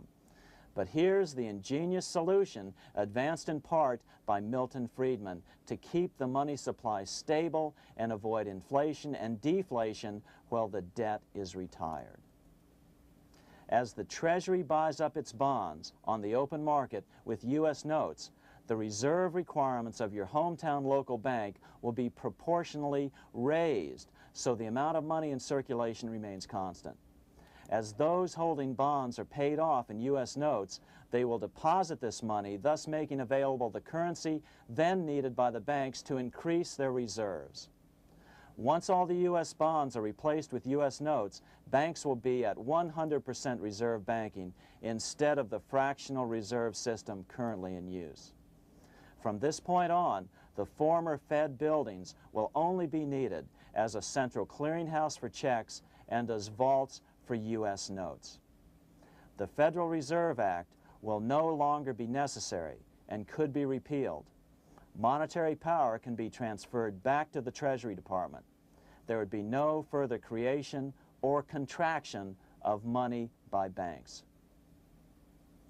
By doing it this way, our national debt can be paid off in a single year or so, and the Fed and fractional reserve banking abolished without national bankruptcy, financial collapse, inflation or deflation, or any significant change in the way the average American goes about his business. To the average person, the primary difference would be that for the first time since the Federal Reserve Act was passed in 1913, taxes would begin to go down. Now there's a real national blessing for you, rather than for Hamilton's banker friends. Now let's take a look at these proposals in more detail. Here are the main provisions of a Monetary Reform Act which needs to be passed by Congress. We've drafted a proposed Monetary Reform Act which follows at the end of this tape. Of course, variations with the same results would be equally welcome. 1. Pay off the debt with debt-free U.S. notes. As Thomas Edison put it, if the U.S. can issue a dollar bond, it can issue a dollar bill. They both rest purely on the faith and credit of the United States government. This amounts to a simple substitution of one type of government obligation for another, One bears interest, the other doesn't. Federal Reserve notes could be used for this as well, but could not be printed after the Fed's abolished as we propose, so we suggest using U.S. notes instead. 2. Abolish fractional reserve banking. As the debt is paid off, the reserve requirements of all banks and financial institutions would be raised proportionally at the same time to absorb the new U.S. notes, which would be deposited and become the bank's increased reserves. Towards the end of the first year of the transition period, the remaining liabilities of financial institutions would be assumed or acquired by the U.S. government in a one-time operation. In other words, they too would eventually be paid off with debt-free U.S. notes in order to keep the total money supply stable. At the end of the first year or so, all of the national debt would be paid, and we could start enjoying the benefits of full reserve banking. The Fed would be obsolete, an anachronism. 3. Repeal the Federal Reserve Act of 1913 and the National Banking Act of 1864. These acts delegate the money power to a private banking monopoly. They must be repealed and the money power handed back to the Department of Treasury where they were initially under President Abraham Lincoln. No banker or person in any way affiliated with financial institutions should be allowed to regulate banking. After the first two reforms, these acts would serve no useful purpose anyway, since they relate to a fractional reserve banking system. 4. Withdraw the U.S. from the IMF, the BIS, and the World Bank. These institutions, like the Federal Reserve, are designed to further centralize the power of the international bankers over the world's economy, and the U.S. must withdraw from them. Their harmless functions, such as currency exchange, can be accomplished either nationally or in new organizations limited to those functions. Such a monetary reform act would guarantee that the amount of money in circulation would stay very stable, causing neither inflation nor deflation. Remember, for the last 3 decades, the Fed has doubled the American money supply every 10 years. That fact and fractional reserve banking are the real causes of inflation and the reduction in our buying power, a hidden tax. These and other taxes are the real reasons both parents now have to work just to get by. The money supply should increase slowly to keep prices stable, roughly in proportion to population growth, about 3% per year, not at the whim of a group of bankers meeting in secret. In fact, all future decisions on how much money will be in the American economy must be made based on statistics of population growth and the price level index. The new monetary regulators and the Treasury Department, perhaps called the Monetary Committee, would have absolutely no discretion in this matter except in time of declared war. This would ensure a steady, stable money growth of roughly 3% per year, resulting in stable prices and no sharp changes in the money supply. To make certain the process is completely open and honest, all deliberations would be public, not secret, as meetings of the Fed's Board of Governors are today. How do we know this will work? Because these steps remove the 2 major causes of economic instability, the Fed and fractional reserve banking, and the newest one as well, the BIS, Bank of International Settlements. But most importantly, the danger of a severe depression would be eliminated. Let's listen to Milton Friedman on the single cause of severe economic depressions. I know of no severe depression in any country or any time that was not accompanied by a sharp decline in the stock of money, and equally of no sharp decline in the stock of money that was not accompanied by a severe depression. Issuing our own currency is not a radical solution. It's been advocated by Presidents Jefferson, Madison, Jackson, Van Buren, and Lincoln. But it's been used at different times throughout Europe as well. Perhaps the best example is one of the small islands off the coast of France in the English Channel. Called Guernsey, it's been using debt-free money issues to pay for large building projects for nearly 200 years. Here we are on Guernsey, and this is the Guernsey Flower and Vegetable Market. Guernsey is one of the most successful examples of just how well a debt-free money system can work. In 1815, a committee was appointed to investigate how best to finance this new market. The impoverished island could not afford more new taxes, so the state's fathers decided to try a revolutionary idea: issue their own paper money. They were just colorful paper notes, backed by nothing, but the people of this tiny island agreed to accept them and trade with them. To be sure they circulated widely, they were declared to be good for the payment of taxes. Of course, this idea was nothing new. It was exactly what America had done before the American Revolution, and there are many other examples throughout the world. But it was new to Guernsey, and it worked miracles. This market is still in use, and remember, it was built for no debt to the people of this island state. But what if we follow Guernsey's example? How would the bankers react to these reforms? Certainly the international bankers' cartel will oppose reforms that do away with their control of the world's economies as they have in the past. But it is equally certain that Congress has the constitutional authority and responsibility to authorize the issuance of debt-free money, U.S. notes, and to reform the very banking laws it ill-advisedly enacted. Undoubtedly, the bankers will claim that issuing debt-free money will cause severe inflation or make other dire predictions. But remember, it is fractional reserve banking which is the real cause of over 90% of all inflation, not whether debt-free U.S. notes are used to pay for government deficits.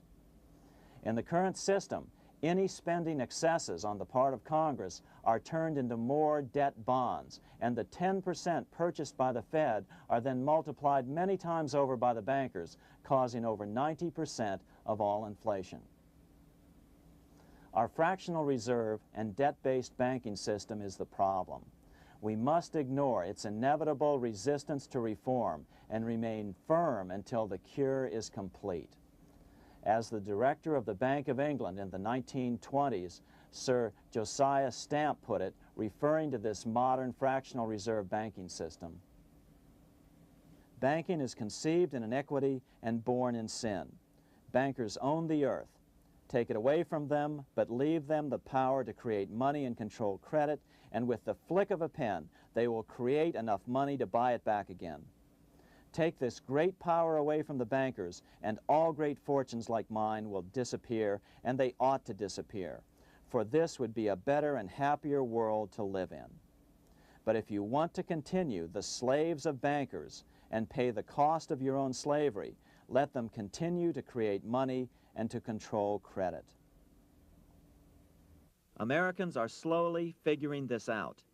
Today, over 3,200 cities and counties have endorsed the proposal of a nonprofit organization called Sovereignty.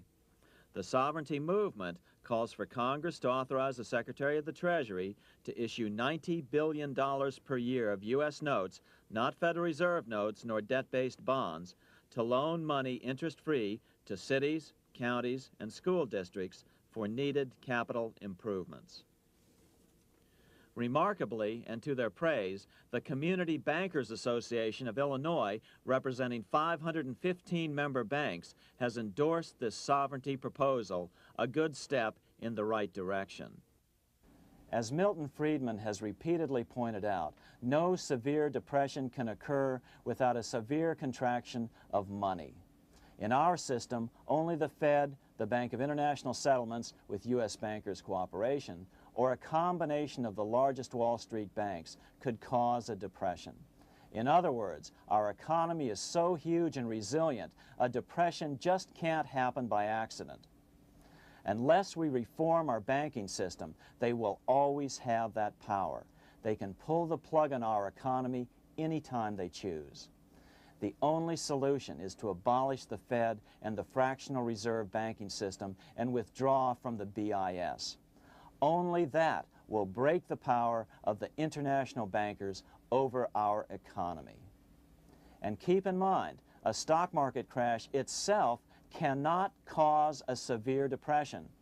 Only the severe contraction of our money supply can cause a severe depression. The stock market crash of 1929 only wiped out market speculators, mostly the small to medium ones, resulting in $3 billion in wealth changing hands. But it served as a smokescreen for a 33% contraction in credit by the Fed over the next 4 years, which resulted in over $40 billion in wealth from the American middle class being transferred to the big banks.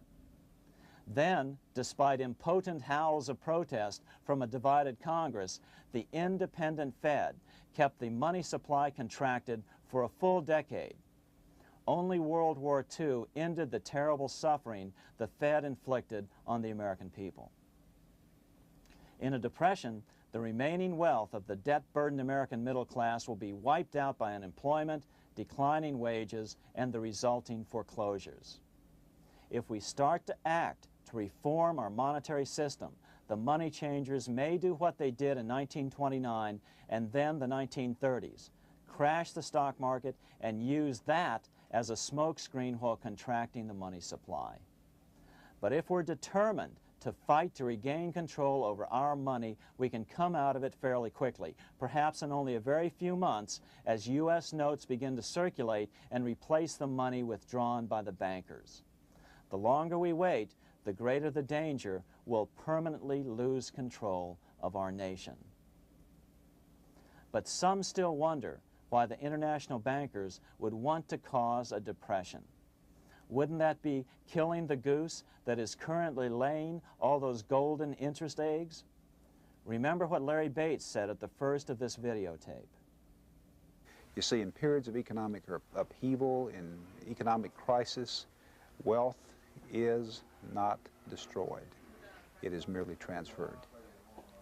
Do we have any hints as to what the money changers have in store for us? Here's what David Rockefeller, the chairman of Chase Manhattan Bank, the largest Wall Street bank, had to say. We are on the verge of a global transformation. All we need is the right major crisis and the nation will accept the New World Order. So, crisis is needed to fulfill their plans quickly.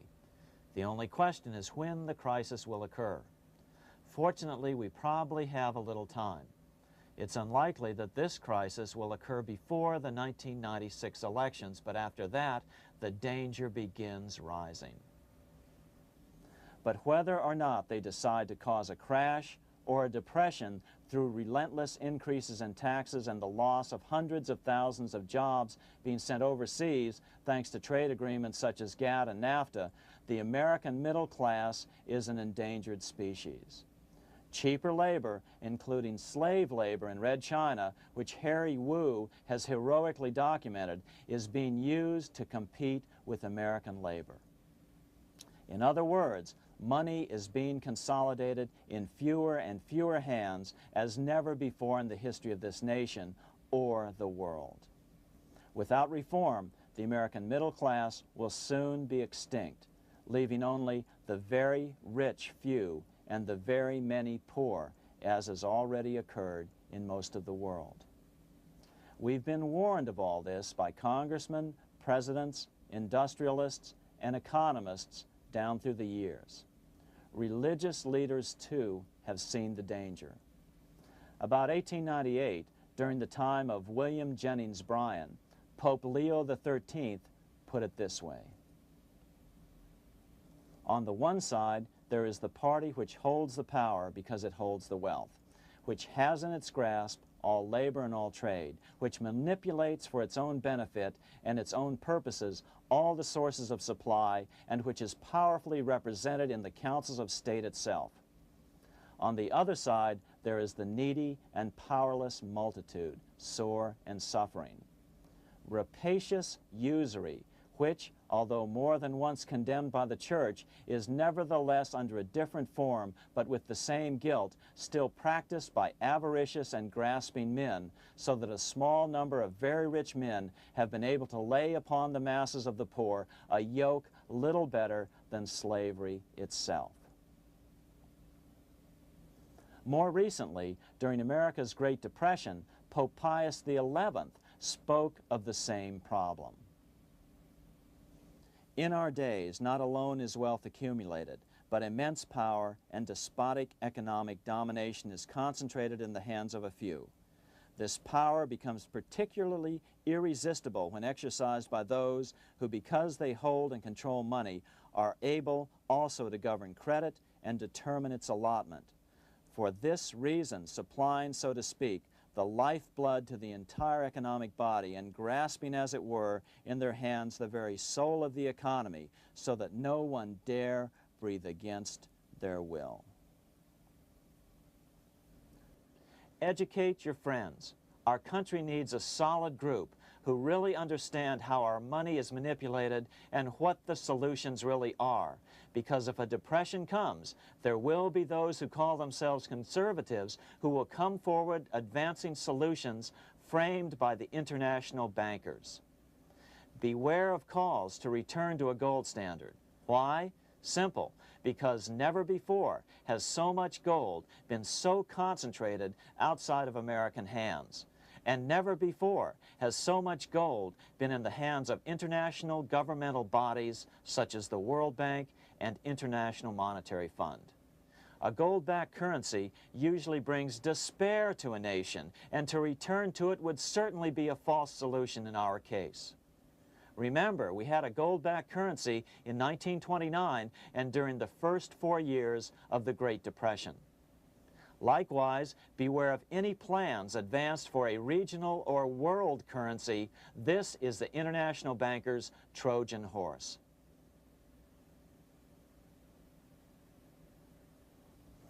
Educate your member of Congress. It only takes a few persuasive members to make the others pay attention. Most congressmen just don't understand the system. Some understand it, but are so influenced by bank PAC contributions that they ignore it, not realizing the gravity of their neglect. We hope we've made a valuable contribution to the national debate on monetary reform. It remains for each man to do his duty, consistent with his state in life. May God give us the light to help reform our nation and ourselves. We say ourselves because ultimately vast multitudes of men are going to be driven more and more to desperation by the accumulation of the world's wealth in fewer and fewer hands. Men will tend to become like their oppressors, selfish and greedy. Rather, let's keep in mind during this period of reform a warning not to lose sight of greater things, as Pope Pius XI put it. For what will it profit men that a more prudent distribution and use of riches make it possible for them to gain even the whole world, if thereby they suffer the loss of their own souls? What will it profit to teach them sound principles in economics, if they permit themselves to be so swept away by selfishness, by unbridled and sordid greed, that hearing the commandments of the Lord, they do all things contrary?